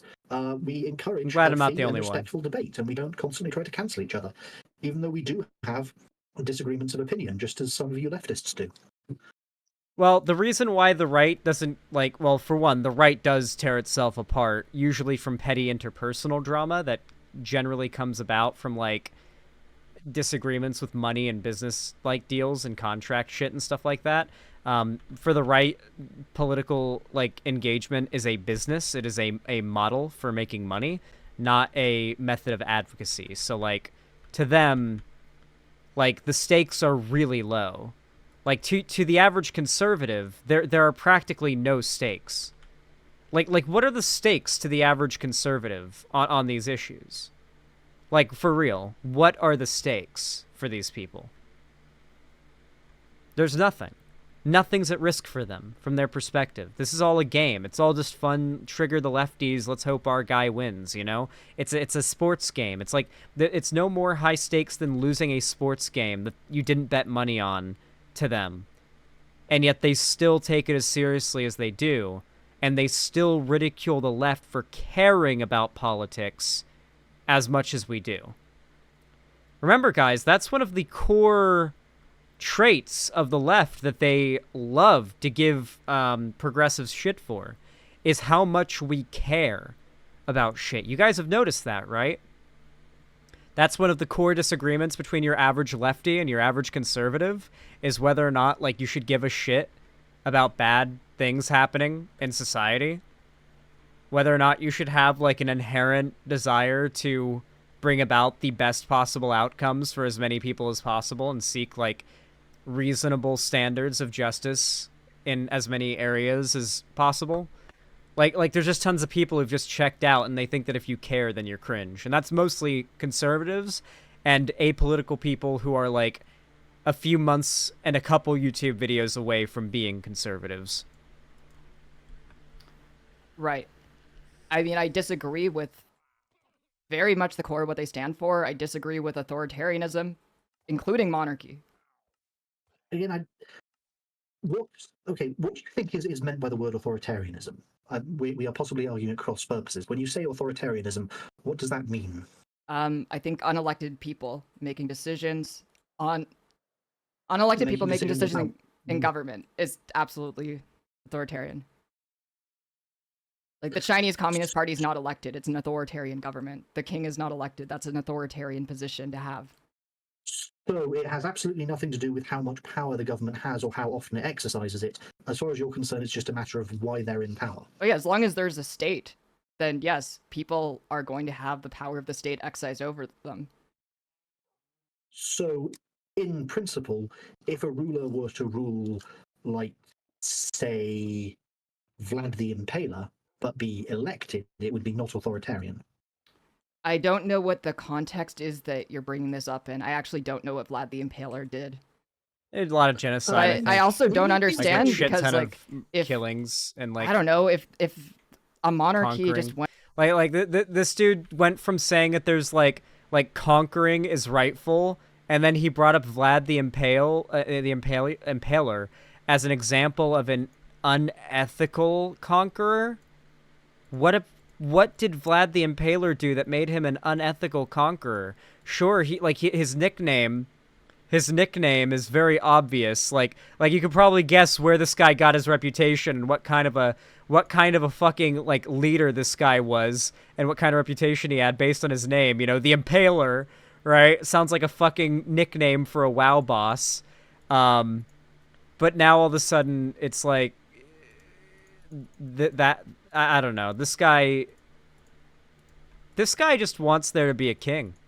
I think this guy just wishes that, like, there were knights and, like, dragons and, like, it was like Game of Thrones or whatever, or like whatever, like, insert generic fantasy thing, just anything along those lines. And he's just mad that's not what we have, and he wants that to be the thing. I think that's what he wants. I think he just wants, like, medieval, like, LARP to happen. I think he just likes medieval LARP and, like, the monarchist kind of, like, aesthetic and vibe. Went out today and decided to set up shop in an indigenous uncontacted tribe's neighborhood and then conquer them and set a puppet government up. You would probably say that's just bringing civilization to them. The indigenous uncontacted tribe is almost certainly already a monarchy. Do you think that these yeah, but that doesn't answer that doesn't actually address the point that you think that his response to, would you think it would be ethical, or she's saying you would defend conquering people's like people's lands, like uncontacted tribals, like people's lands, and then you would say that it's actually good for them because you're bringing monarchy to them. And then his response is, well, they would be monarchistic already. What? How is that a response? What? That's... Okay. The fact that has nothing... No. The fact that they already might have a monarchy going on to begin with does not... What is... Oh. So this, like, just crafts down to 9 raw... Okay, cool. I guess I know what that is then. Yeah, the idea that, like, a monarchy... I can't. I actually can't. I can't engage with this guy's arguments anymore. Like, my brain is genuinely melting. Displays of force and taking over other nations is fine. It's just acceptable. How else would civilization spread? Civilization didn't takes ages to spontaneously manifest. No, I think that Conquest is might... often how it spreads. I think that might and right rhetoric is what led to the development of fascism. And what led to Definitely. the collapse of fascism? Oh yeah, it was the giant colonial empires that fought the fascists. What led to the... Like that's Winston Churchill. Okay. Is he actually going to try to... Is he going to try... Because he brought up Winston Churchill. Is he going to try to argue that because the majority... Or not the majority, but a substantial amount of Western Europe was monarchist during World War II, and they fought against the Nazis in the Allied powers, and they also fought against Imperial Japan and so forth. He's gonna try to argue that because they were monarchistic, that means that monarchy is anti-fascism. Guys, that's not how political movements work, by the way, or like political ideology works. So just because one nation that is monarchist is at odds with another nation that has a dictator and like a chancellor who's a dictator and like a board of not a board, a like council of yes men below them does not like, and they try to take over most of Europe, and then the rest of Europe fights against them, and they happen to be monarchies, does not mean monarchies are inherently anti-fascist. That's not a good line of logic.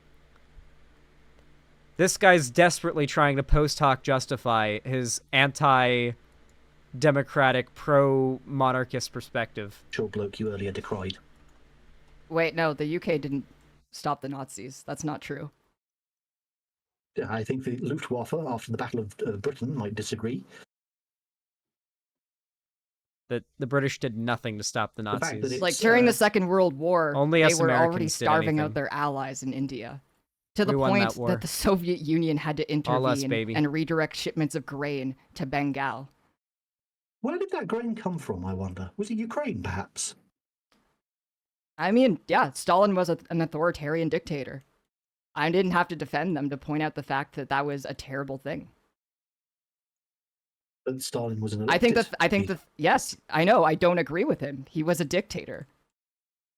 You just said that if he's elected, he's not authoritarian. Your definition of authoritarian... Joseph Stalin wasn't elected. The Communist Party of the Soviet Union was not elected. They came How to... did they select the Power next through leader? Had they revolution. select their next leader? Through They internal... had a vote. Oh, if you have an It was internal violent. vote in an Yeah, unelected right. party, that doesn't count. That's not representative of There the was a people's completely will. different You can't like gauge regime. There was people- an empire. Like the Russian Empire is what was the name of it? It had a different name. Fuck. It wasn't called Russia.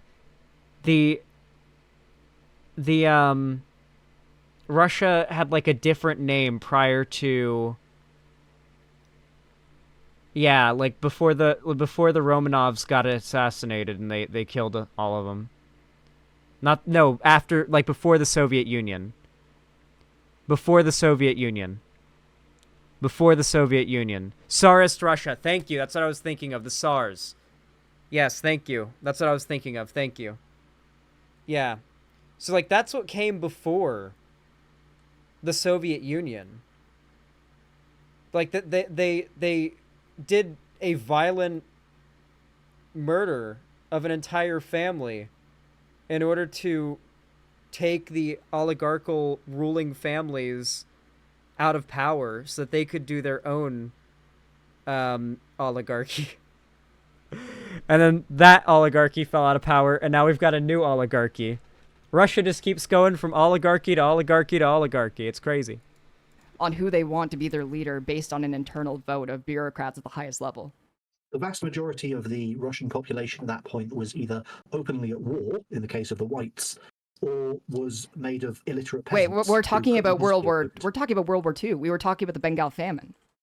Yep, at that point in history... It's cold there, that's why. You're saying that Joseph Stalin was unelected. What would have constituted an election? I'm genuinely asking you, what more democratic process could the Soviets have gone through upon Lenin's death to have elected a leader? Having a multi-party democracy and voting powers for the average person. The population was the average person in Russia at that point was an illiterate peasant. And that makes it so that they have no say. Why? Also, no, they weren't. No, they weren't. Well, they might have been illiterate, but they wouldn't be like a peasant in the way that he's trying to make it sound. Do you guys know why the Holodomor happened? Do you guys know the primary reason why the Holodomor happened?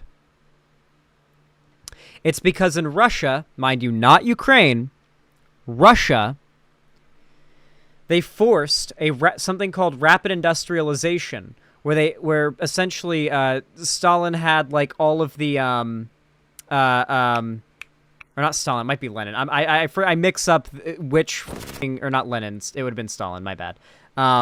Stalin essentially had all of the farmers and agricultural workers taken out of that area of work and put into factory jobs, working on assembly lines and whatnot. So that, yeah, Lenin died way before that. My bad. I'm high as fuck right now. I apologize. I'm brain scrambled.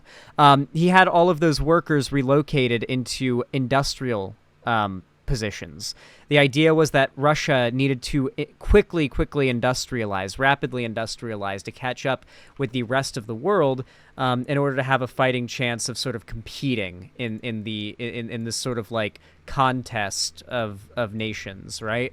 And obviously, this isn't the greatest idea when like the majority of your country goes from working on farms to working in factories. Now all of a sudden, your country is just not producing enough food, and then all of a sudden, you find there's like this fucking wave of natural disasters. There was a drought, and there was a series of storms as well that just made it not very prime farming season, right? And had there been enough farmers and enough people working enough land, there's a good chance it might not have been as big of a deal. But for years, the farming industry had been gutted in Russia, right? In favor of like industrial jobs. And so in response to that, Stalin was like, oh, okay, well, let's just march on into Ukraine. They've got fields and fields of grain over there. They're known for that shit. Look at their flag. Let's just go over to Ukraine. Let's just go confiscate all of their grain and distribute it all here in Russia, particularly, among like the powerful, wealthy people, and fuck the Ukrainians. They can starve to death. And then that's what the Holodomor was. That's what happened. That is basically the Holodomor summarized. Thank you for coming to my TED Talk. I'm sorry, you're going to set up polling stations for these people? Some of them way out in rural Siberia?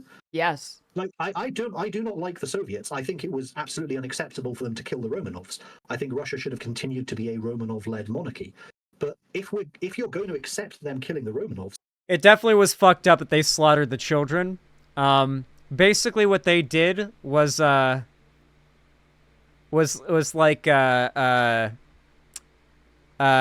fuck, no, I can't. It's too good to spoil that Attack on Titan plotline. Never mind. Let's be very clear about the practical realities. There was absolutely no way they could have had any sort of election that would have satisfied you. It would have been a complete practical impossibility. They were a majority illiterate population of isolated farmsteaders. See, this is like the thing that you do where it's like the topic of genocide comes up and you manage to divert the... Wait, no shot. Someone in my YouTube chat named Sigh of Relief just said, okay, I looked up the stream. Oh my god, it is the human pet guy, Cybersmith. This dude hit on me in my DMs. Skull emoji. He's a chaser, lol. Wait, really? Sigh of relief. Can you send screenshots? Can you DM those screenshots to me on Discord right now? I will check my DM requests and see if I got a message from you. If you can send me screenshots, if you're comfortable with doing that, I would love to see this guy attempting to rizz you up. The Romanovs should not have continued to rule. There were 2 revolutions. Yeah, the Romanovs were, like, Tsarist Russia was, like, absolutely dysfunctional and awful. Like, the Tsarist regime had to go. I will say, though, like, one of the first things I learned about getting into politics was some of this history behind, like, the founding of Soviet USSR Russia, because I had a good friend when I got into politics who was also getting into politics alongside me, but fell down the tanky pipeline. And I did everything that I could in my power to try to pull them out of it, including educating myself as best I could within my ability at the time about these topics to try to convince them that this, like, you know, tanky Stalinist, like, pro-China, pro-North Korea propaganda is not historically accurate, and it's not, like, good to align yourself with these people. But I ended up having to cut off that friend. Like, we literally started off as, like, gaming friends. Like, we literally played games together for years, and then we got torn apart by politics as we both got radicalized in opposite directions. I wouldn't say I got radicalized, but they definitely did. Topic, because you know you're in the wrong. You can't defend it. Like, I bring it up, and then you start going off about Romans and ancient Greek civilization, and that has nothing to do with the topic at hand. Well, I think it very much does. Your argument is that Stalin was bad because he was authoritarian. I would agree with that. Yes, he was the leader of an unelected. He was a leader of an unelected government, and he committed ethnic cleansing against the population. That is where I disagree. I would say he was authoritarian in terms of how much power he had and how he exercised it. In terms of how he came to power. Yes, the Holodomor was an ethnic cleansing of the Ukrainian people, by the way. There is no argument you can make against this. Stalin and his regime specifically, like, procured the grain from Ukraine and Ukrainian cities. And, well, what is now Ukraine? Like, you got to remember, that region, I don't believe was Ukraine at the time. I'm pretty sure it was, like, geographically on the map part of Russia.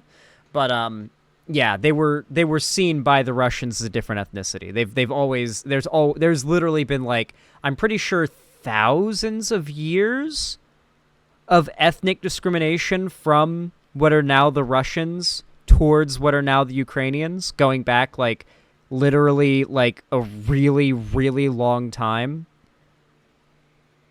Like back when, like, that area of the world was, like, horses and swords and tents in big icy tundras. Like for that long, there's been ethnic discrimination towards what are now the Ukrainian people.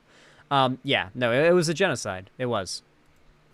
Simply put, once they killed the Romanovs, once Lenin was dead, there was no other practical way for them to select a leader. It was the Ukrainian Soviet Republic. It was a satellite state. You are a monarchist. You literally believe in a system where the head of state can dissolve government. What the fuck are you talking about, dude? Yes, I absolutely think they should have just left the Romanovs in power. I think they should never have taken the Romanovs out of power. They should never have become a communist country. Oh, it was Kiev. Once they did, though, there was absolutely no way at that point in the point of where they had to choose. That has no. What does that have to do with the Bengal famine? Why is that acceptable? Why do you have to go and pivot every time? We're talking about people who died because the UK government has. Because the UK government redistributed resources during. Oh, and the UK also did the same thing in Bengal. Yeah. A famine. During a war. It's the same thing. Same thing the USSR did. They like literally took food from there that was produced there for themselves while there was a famine. They did the same thing to Ireland. Yep, the Irish potato famine. While those that were actually producing the food, the farmers, were starving. That's the thing. That's the crazy thing. The farmers were the ones starving to death during the famine, not the higher up aristocracy, not the people who had, like, wealthy homes and cities and towns. Isn't it interesting how the people who didn't work jobs directly related to producing food, those people weren't starving, those people weren't malnourished and dying. It was the farmers who were starving. The potato famine wasn't caused by a lack of food. It was caused, well, there was issues, but it wouldn't have been a problem if they didn't have their food taken from them. The British the British forced them to ship it to the main island. Well, I'm pretty sure is Ireland part? Yeah, I'm pretty sure Ireland is I don't know the geography of the British Isles. I'm gonna be honest. Okay, I know the big one. Okay, I forget if it's Ireland or Scotland. It's like a separate island or not. Yeah, it is. Okay, good thing. Good memes, guys. I shit you not. The geography of other countries is not real to me and exists in like an amorphous blob of like of like whatever until I've been there, okay? Like Canada isn't real to me until I've gone there. And that's not a joke. Winston Churchill quoted, as far as I'm concerned, all non-Americans are FBI agents psyoping us. You guys have thought about that, right? Like, all of us, we all know we all have our own personally assigned FBI agent, but that would have to mean half of Americans are FBI agents. That makes no sense. Unless all the non-Americans online are the FBI agents. was quoted saying that he hates Indians and that they're a beastly people with a beastly religion and that it's their own fault for starving because they breed like rabbits. He is a monster. Well, he wasn't very politically correct, but come on, this was like the 1940s. See, yeah, the USSR are the ones who dealt the inarguably the largest military strikes, like the most effective and decisive military strikes on the Nazis. Like, they literally marched into Berlin and like Hitler killed himself because the Soviets got there and they were going to do they were going to do things to him that would have been very nice to be able to have happen. So he decided to take the easy way out for himself because he knew it was coming. That was the Soviets, yeah. But don't give the Soviets too much credit. Tankies love doing this, claiming that the Soviet Union were like these epic Nazi killing, like, whatever the fucks. And listen, okay? When I got to shoot a real Soviet-era Mosin Nagant that had been used by actual Soviet soldiers marching into Western Europe to clear out Berlin, an actual Nazi killer gun, you better believe it felt good, okay? Listen, it was good. It was awesome. It was cool. However, let's not pretend like the Soviets were these like super cool anti-fascist, super soldier, whatever the fucks. They nearly allied with the Nazis. The only reason they didn't was because a particular pact that they were going to form didn't go through. There was like negotiations they had. They didn't go well. They end up having political disagreement. Hitler and the Nazi regime then started being more openly anti-communist in their rhetoric. And yeah, Stalin wanted Bulgaria, and the Nazis wouldn't agree. It was literally like a pact, like a negotiation disagreement that led to them not allying together. We were not that far off from a potential future where the USSR and the Nazis and Japan were allied together in World War II. So yeah, don't give the USSR too much credit here. They aren't that based. I could, like, concede on your point. Yeah, it's like the 1940s. People are evil. He starved millions of people to death. By sending food out during a war? Sending food? Yeah, by taking food away from the colony that was having a famine. And then saying he doesn't care because he hates Indians. Did say that. Winston Churchill was a piece of shit. So what would you have preferred him to do, Keffals? I would have preferred him not to export food during an active famine. Wow. You say it was authoritarian of him to do that? Would I say it's authoritarian? Yes, because it was a colony. He was elected. He was ruling over. Yeah, I know about the potato blight. We learned about that shit in school, but the thing is, just like with the Holodomor, there wouldn't have been mass death to anywhere close. And like the Great Irish Potato Famine would not be a thing that has gone down in history in the way that it has if it wasn't for the fact that the British forcibly procured Irish crop yields. That, like, it wouldn't have been a problem. The potato blight was not like a thing that killed like every last bit of crop. Like the aristocracy, or not the aristocracy, like the wealthy people in the UK and so forth, and were not starving to death. The farmers were. The people who were in Ireland farming the potatoes and shit. For a colony. Like, there was no democracy in India. They didn't choose that. They were conquered. That is authoritarian. If you conquer another state and rule over them, that is an authoritarian government. They had absolute control over India. Keffals, by that definition, every single government that has had a vassal state would be authoritarian. Yeah, exactly, Yes! Heavy Gretel. Most governments throughout history. Yes! That's a definition of authoritarianism that's so broad as to be almost useless. Almost no governments have been non-authoritarian Yes! by that definition. You're getting it!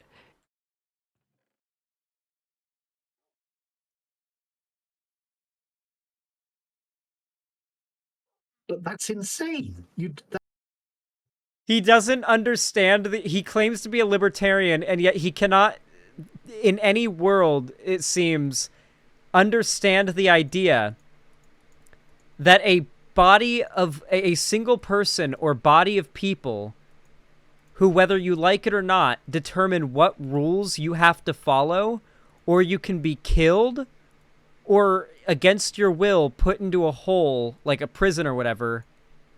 He doesn't understand how that is fundamentally not libertarian. He can't do it. He actually can't.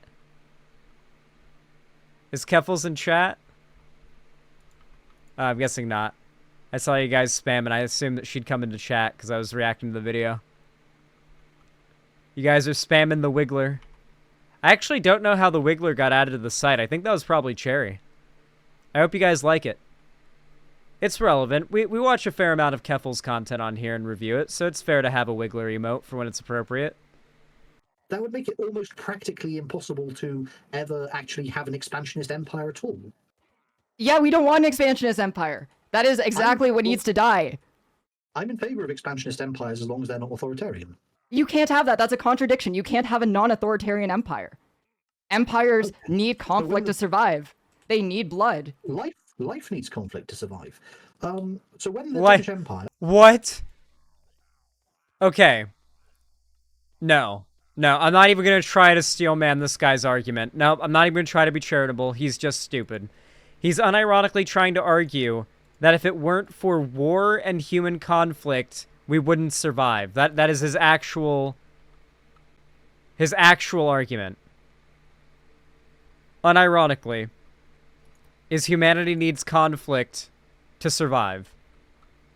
Is this guy unironically a Sith? I think he thinks he is. But no, he is nowhere near that cool.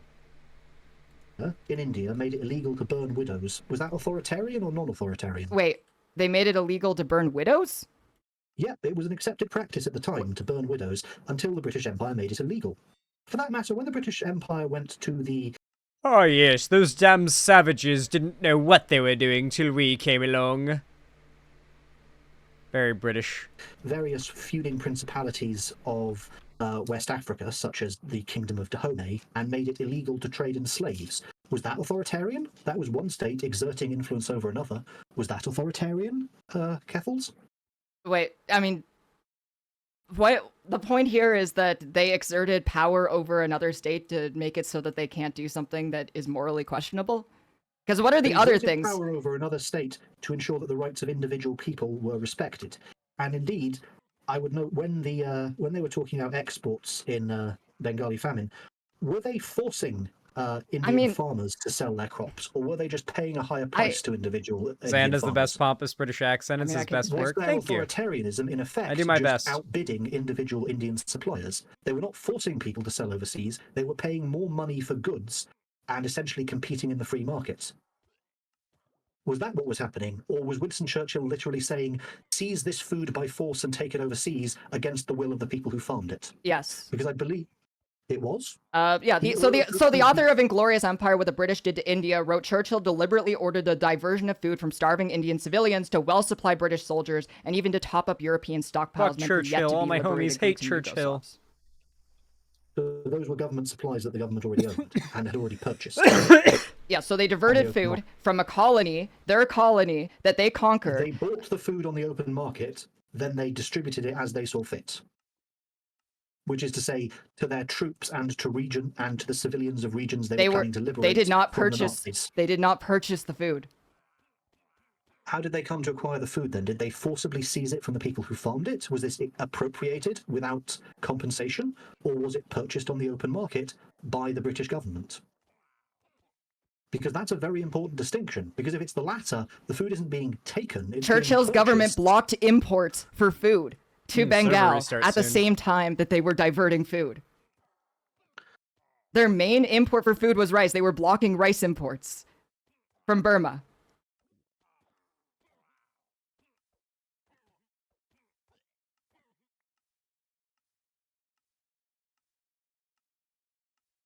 Did he looking that up now? Yes, you're asking. The main source appears to be this anti-British screed, the Inglorious Empire, which you've already cited. Anti-British screed. I need to read that. Seems to be one person's opinion. Let's see if I can find another one. I love anti-British screeds. It's like every stream I do. Look, I don't. Cut off the fall of Rangoon.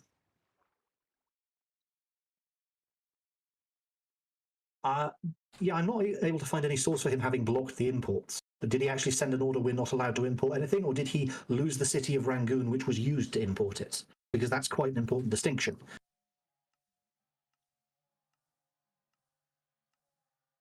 During the Japanese denial policies for rice and boats. So, here we go, the denial policies.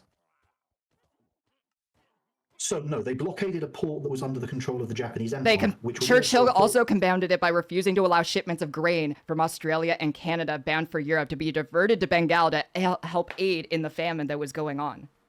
So that would be food that was already part of the war supplies?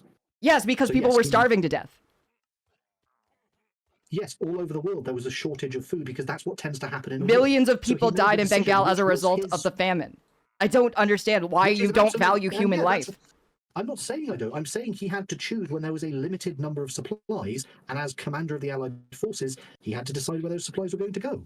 That's not an enviable position to be in, but someone wasn't going to get that rice. That rice that had already been purchased on the open market by his government. So it's not as if he started out with a policy of, how shall I? And he moved it away from the people who were starving to death. That's very much not what... I mean, yeah, he said it was their own fault, in his own words. And one of the most deadly famines in history ever happened. Yeah, and on top of that, like, Churchill has gone on record several times, literally using the most, fascist-sounding rhetoric to describe Indian people you can imagine. Like, full-on eugenicist Nazi rhetoric. The most racist shit you can imagine. Fuck Churchill. In logic, that's also applied to people in Ireland. Yeah, he's a fascist. No, at worst, he's Thanos. He's simply a man dealing with limited resources. And dealing with limited... Okay, but dealing with limited resources, he wouldn't allow other countries to aid in the famine. Because India was under British colonial rule, so they couldn't make their own decisions. They couldn't help themselves get out of the famine, you fucking idiot.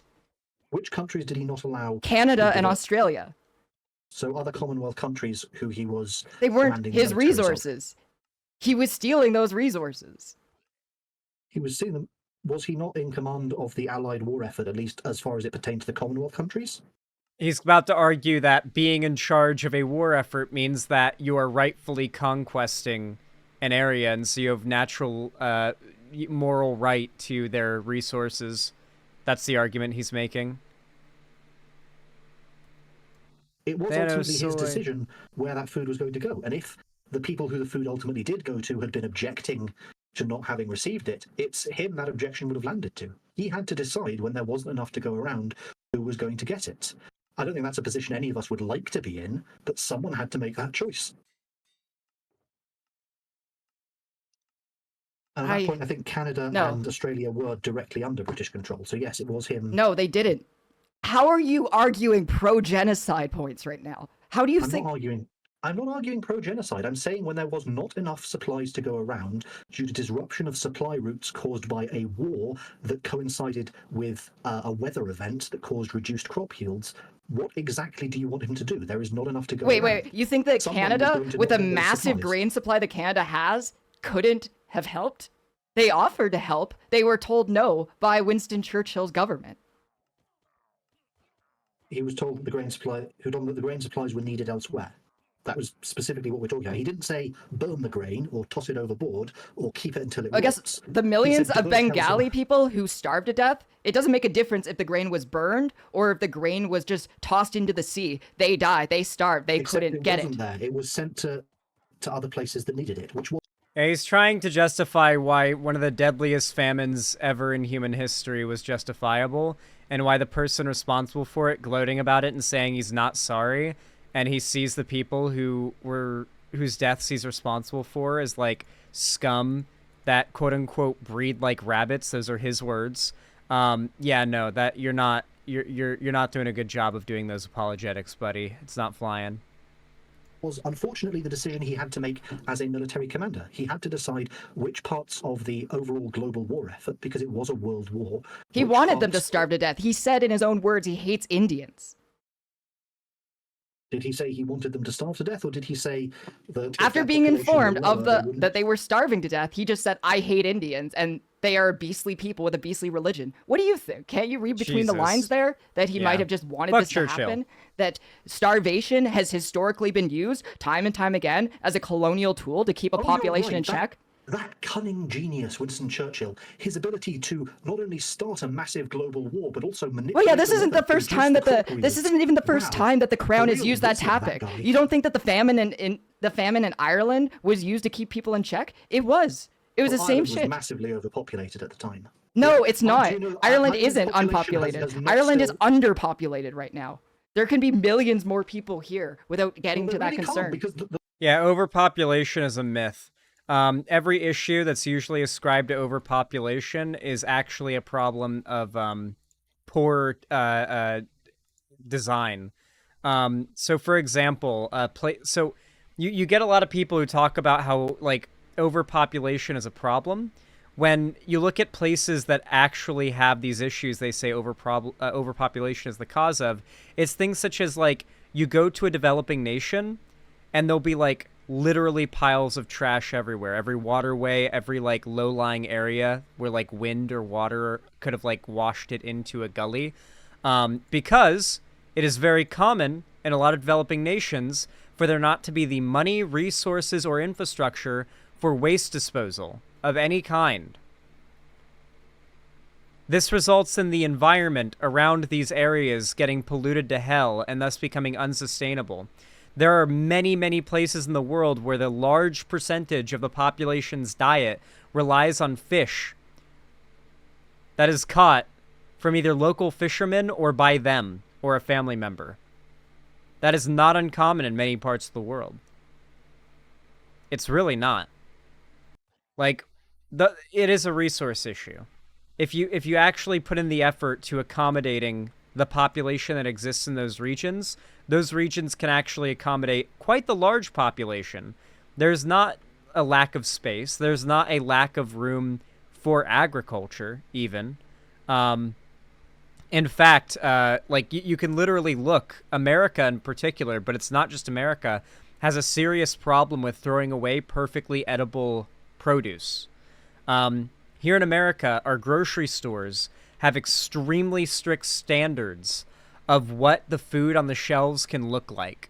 They throw away every apple that doesn't look like a perfect movie or TV like apple. They throw away every orange that has like a blemish. Every like the fruit and vegetables you see in the grocery store, the roots and tubers, etc. you see in the grocery store are a fraction of what was actually yielded. And trust me, there were several magnitudes more that are rotting in a pile somewhere that were perfectly edible. They just didn't look as perfectly pretty on the shelf. And guess what? It is a crime for homeless people to steal that food before it rots. Hell, you can look on TikTok. There are very, like, these could be easily faked, but, I mean, I've literally dumpster dived with my grandma before. I know for a fact this shit's real.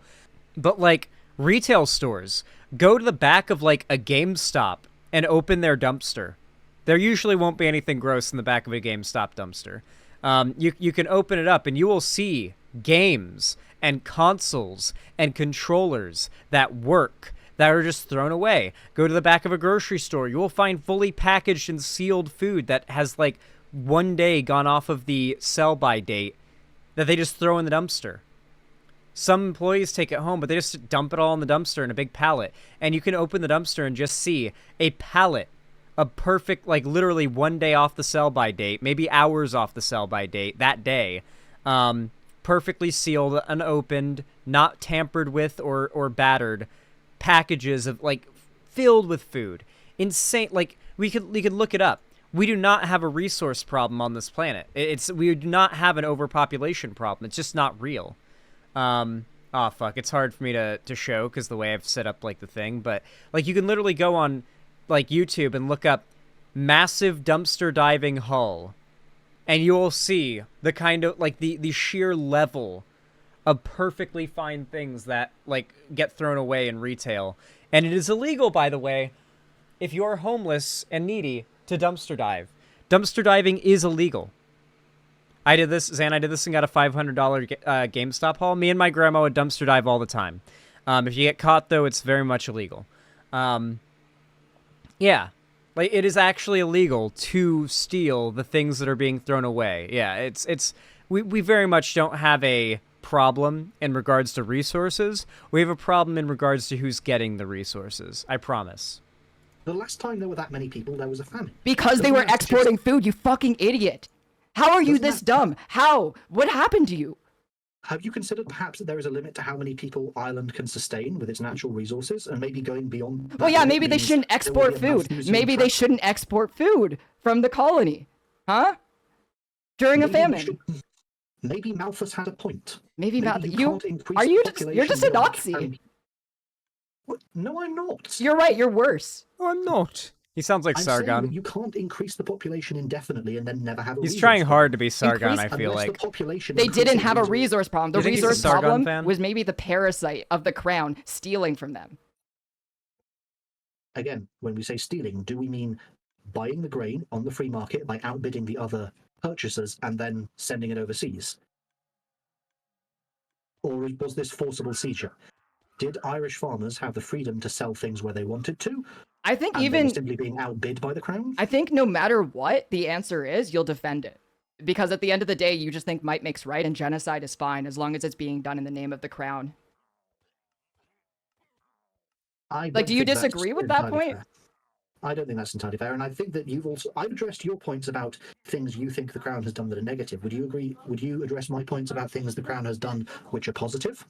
I think the millions of people who lost their lives as a result of colonial conquest and genocide can never benefit from any of the good things the crown could have ever possibly done. No. I would think the millions of slaves liberated by the crown. When did the crown liberate slaves? What are you talking about here? Are you being serious? Or am I being serious? Have you not looked up why there's this thing called the triangle trade where?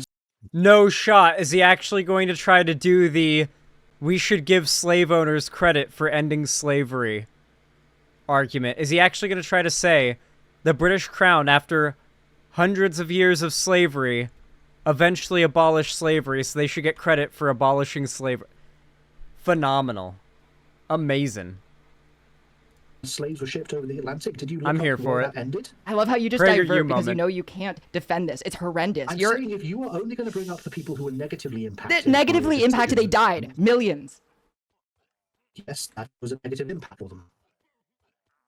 But I'm saying you also have to take into account the positive impacts. 1 million people in Ireland. 3 million people in Bengal. As a result of the crown. As a result of resources being limited and the crown being the highest bidder. Resources weren't limited. Resources are always limited. There weren't too many people. Even now, we do not have a shortage of resources in the world. The problem is with the distribution and the scale at which we harvest. So, for example, I know that there was this like big conservative moral panic they started about how the left is losing their mind and saying we're going to run out of sand.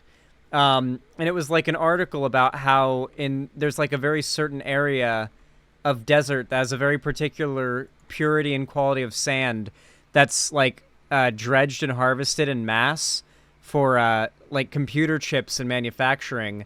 And like the total amount is like actually starting to get pretty significantly low, and it was a worry. And so the response from the right was, instead of reading the article, they just look at the headline and claimed the left was freaking out about us running out of sand on the planet. Like they're literally that dishonest and willing to claim any level of worry the left has about like the world and access to resources is like bullshit. They don't care about human life. They really don't. Server restart. Okay. Cringe server restart. We'll have to wait a little bit for the server to go back up. Like, I know the population of Ireland at that time, and no, this island could sustain it. It was way higher than its current. I know, Clearly it was... couldn't. Yes, I know. Clearly it couldn't. Clearly It couldn't could if sustain you it. weren't exporting food during a famine. How do you keep forgetting this point that they were taking resources? The island could sustain Taking- itself. Were they taking resources? or Okay, were the they buying island, them? the Were they island, the outbidding crown made them? them starve. They saw they were starving, and they said they didn't care because starvation is used as a tool of colonial conquest, which you are okay with. You're fine with genocide. You're fine with people starving to death as long as it's in the name of crown country and the nation's True. glory. I know what you believe in. I mean, I would be opposed to things like the Holodomor. Because I Well, the generally don't Holodomor like is basically what happened in Ireland.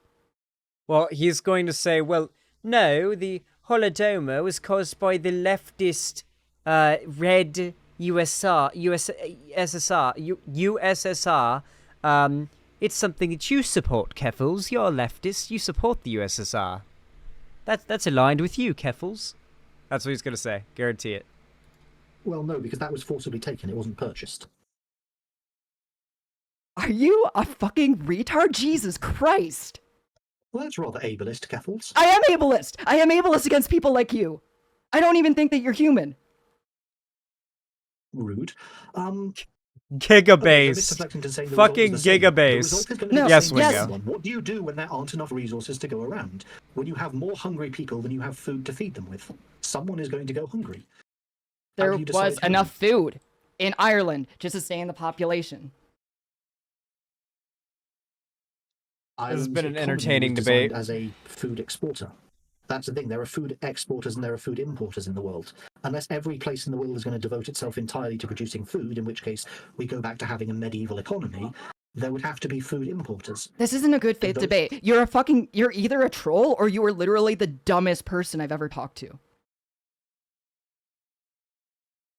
You seem to think that there is no such thing as a resource shortage, and I genuinely don't know how to Yes, explain yes, to you that there are was. such There things. was a resource. Okay.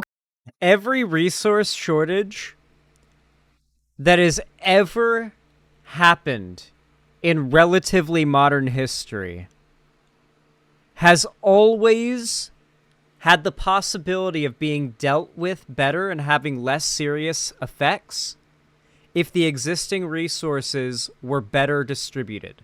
Remember, regardless of how severe of a shortage of any resource there is, in any capitalist country, nothing changes the fact that generally the holding of wealth tends to skew 99% of the wealth to 1% and 50% of the wealth to 1% and the other 50% of the wealth to the other 99%. That generally is the skew that tends to, come out of any inherently hierarchical capitalist, market-based society, right? Read this book to understand how wrong and evil this guy is. You don't need to read a book to understand how wrong and evil this guy is. Yeah. Yeah, it's always been a matter of if they redistributed resources better and the wealthy weren't hoarding, as they always are, and that was redistributed to the people, then at the very least, said resource shortage would have a much less severe effect. There's never been a huge resource shortage in which the wealthy and powerful were suffering just as much as the common man. That has never happened. That has never been a thing.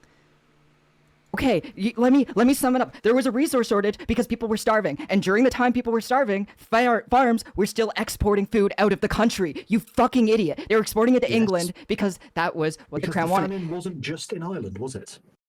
Oh, The famine was not just in Ireland. The starvation was just in Ireland, but the famine wasn't. I wonder why. I wonder Ireland were why. a net exporter of food well before this. There were other economies around the place that had grown to dependent on food imports. I mean, technically, Keffals, if we took any food import area, like cities are net food importers. If we just built a wall around cities and didn't let food in, the cities would starve. They are producing food of their own. The famine was just the to you? famine. The Because famine. total The amount of famine food- was just in Ireland. The famine was just in Ireland. The blight wasn't. The blight had affected a lot of other countries. Exactly. The famine was just in. Okay, so you just admit it. Yeah. What is?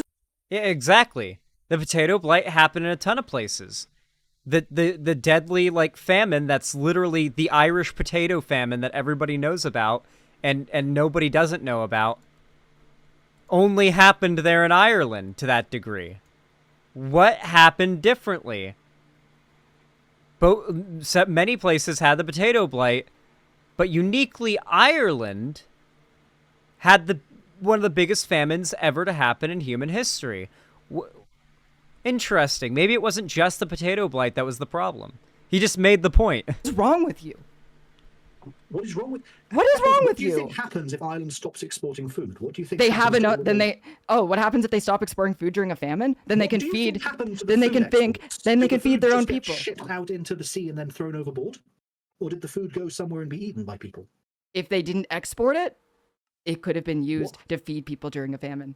It could have been used to feed the people in Ireland. Where do you think that food ended up? It ended up getting exported to England. And certain other countries as well, and then eaten. Someone was going to. So Well, when the food production. Nope. Naturally, nothing's changed. A ton of that that rice, would have just gone to fucking waste, as it does now. The grain, potatoes, rice, in all cases. Yeah, I know we're talking about Ireland here with potatoes. It was rice with Bengal, and then it was grain with Ukraine. Goes down, someone ends up not eating it. Your argument seems to be that the food producers. All staple Are you foods. into having human pets so you can have someone who doesn't question you? Because I feel like there's no way My another point, person would want to Keffals, talk to you. My point, Keffals, is that if you had shut down the imports, someone else would have gone hungry. If you'd shut down the exports, someone else would have gone hungry. There was less food being produced than there was previously. Suddenly, population exceeded units of food produced. England wasn't And the facing a highest- food shortage. No, because it was importing food from Ireland because it could outbid Ireland. Your argument seems to be that Ireland food was should- producing. It was Irish farmers producing the food. All right, this is a very complicated issue. I don't know a lot about English farmers, or like farmers that worked under the English crown. But I know that today, in America, farmers are basically forced to grow something called cash crops. My understanding is, and this is a very, very loose understanding. I'm no farmer, but I knew a lot of farmers. I knew a lot of people whose parents were farmers growing up because I grew up in Florida and in a rural area. And so through that, there are cases where the government will pay farmers subsidies to grow a certain crop, and companies will do this too. And the cash crops in Illinois are beans and corn. Yeah. And this basically pigeonholes farmers into growing a certain type of crop. And this is a bunch of downstream problems that it causes. I know that one of the biggest complaints is that because everyone's growing all the same crop in the same part of the country, it results in the equipment, which is already expensive on its own, being jacked up in price due to high demand and low supply. So, for example, like if in Florida, there was a fair amount of hay. Like they would grow wheat hay. And you would see like the big fields of hay bales, like for miles and miles and miles in the big flat open parts of Florida. Those machines that like cull and bale up the hay, the combine machines, that is a mansion. That is a mansion is how much that costs. A sizable, impressive mansion in the Hollywood Hills. So essentially, these farmers are incentivized to invest their land and their time and their resources and their money into growing these cash crops. They have to buy expensive equipment that everyone else is already buying, so it's more expensive than usual. They have to keep investing in that equipment. in order to keep things going, they have to keep doing cash crops to afford keeping the farm going and keeping their job going, because they don't make much profit. Most of their income goes to keeping things going and buying new equipment and repairs, because there's always things breaking down on a farm, and there's always work that needs to be done, and things that need to be fixed, and things that need to be replaced. It just ends up being a vicious cycle. So I imagine that in Ireland, under the British Crown, there probably was a very similar thing, where in order to have that land, in order to have the everything that you would need to basically start your farm on that land and have, like, so, like, I'm imagining it's like 300 years ago in not 300 years ago. We're talking like less than 100 years ago, but like we're talking like 90 years ago, 85 years ago in Ireland. Like you've got a big field in Ireland. 170 years? Okay. 170 years ago, you got a big field in Ireland, and your job is to grow potatoes. That's some hard f***ing work. I'm pretty sure it was not uncommon for the government to make, like, weird deals with the farmers in exchange for services that, like, indebted them. Not to mention, I'm pretty sure the crown would just be able to say, give us your potatoes or we'll kill you. They could have also just done that. Food, you fucking idiot. Yes! If that food hadn't been exported, it would have been the English famine. That's not true. Why? All of my It stole the things on stole the 2B are food. references. Hypothetical scenario. You have 50 people. They order 50 pizzas. This is a God of War Only reference. one of the pizza delivery vehicles gets waylaid. and Why so do I only care? 49 pizzas arrive. Someone isn't getting the pizza. How do you decide who that person What do you is like going to do be? to your human pets? And now we're changing the What do question. you like to do to your human pets? Now, okay, you've accused me. What of do you diverting. like to Now do you've to your diverted. human pets? I would like you to acknowledge What do the you like to do scenario. to your human pets? We've discussed that. I What do don't you have like one. to do to your human pets? Didn't he say on that, like, leaked or like that viral Tumblr post that he wanted to, like, mutilate his human pet by, like, cutting off their fingertips or some crazy shit like that? I forget the details, but it was disturbing, to say the least. Why is this? What do you like to do to your human pets? Is she still there? or What is do she you like to tape do recorder to your with her human voice? pets? I like to encourage them to consider the nature of limited resources. What do you like to in do to your global human economy. pets? I think I What may do you have like to broken do her to them? brain. I'm asking a question. You can't answer. I'm saying it's damned irrelevant. It's not irrelevant. What do you like to do to your human pets? Okay, you know what? Stay on the left. I don't think the right has much use for you. Thank you. He's so mad. Did he rage quit the call just then? Did he leave by saying, you know what, stay on the left, the right has no use for you? Is that I what couldn't he... even focus on Satisfactory. I just ended up driving my car around in circles trying to figure out what was going on. Oh my god. Okay, I get it. I get it. I get why you guys wanted me to watch that. I get it. That was pretty wild. Listen, guys, I'm going to go ahead and I'm going to put a link to the original video down below in the description. Go send some support over to Keffals' video and to Keffals' channel. She's making good content. She's a good friend of the show, so go be nice. Go send support. I appreciate y'all.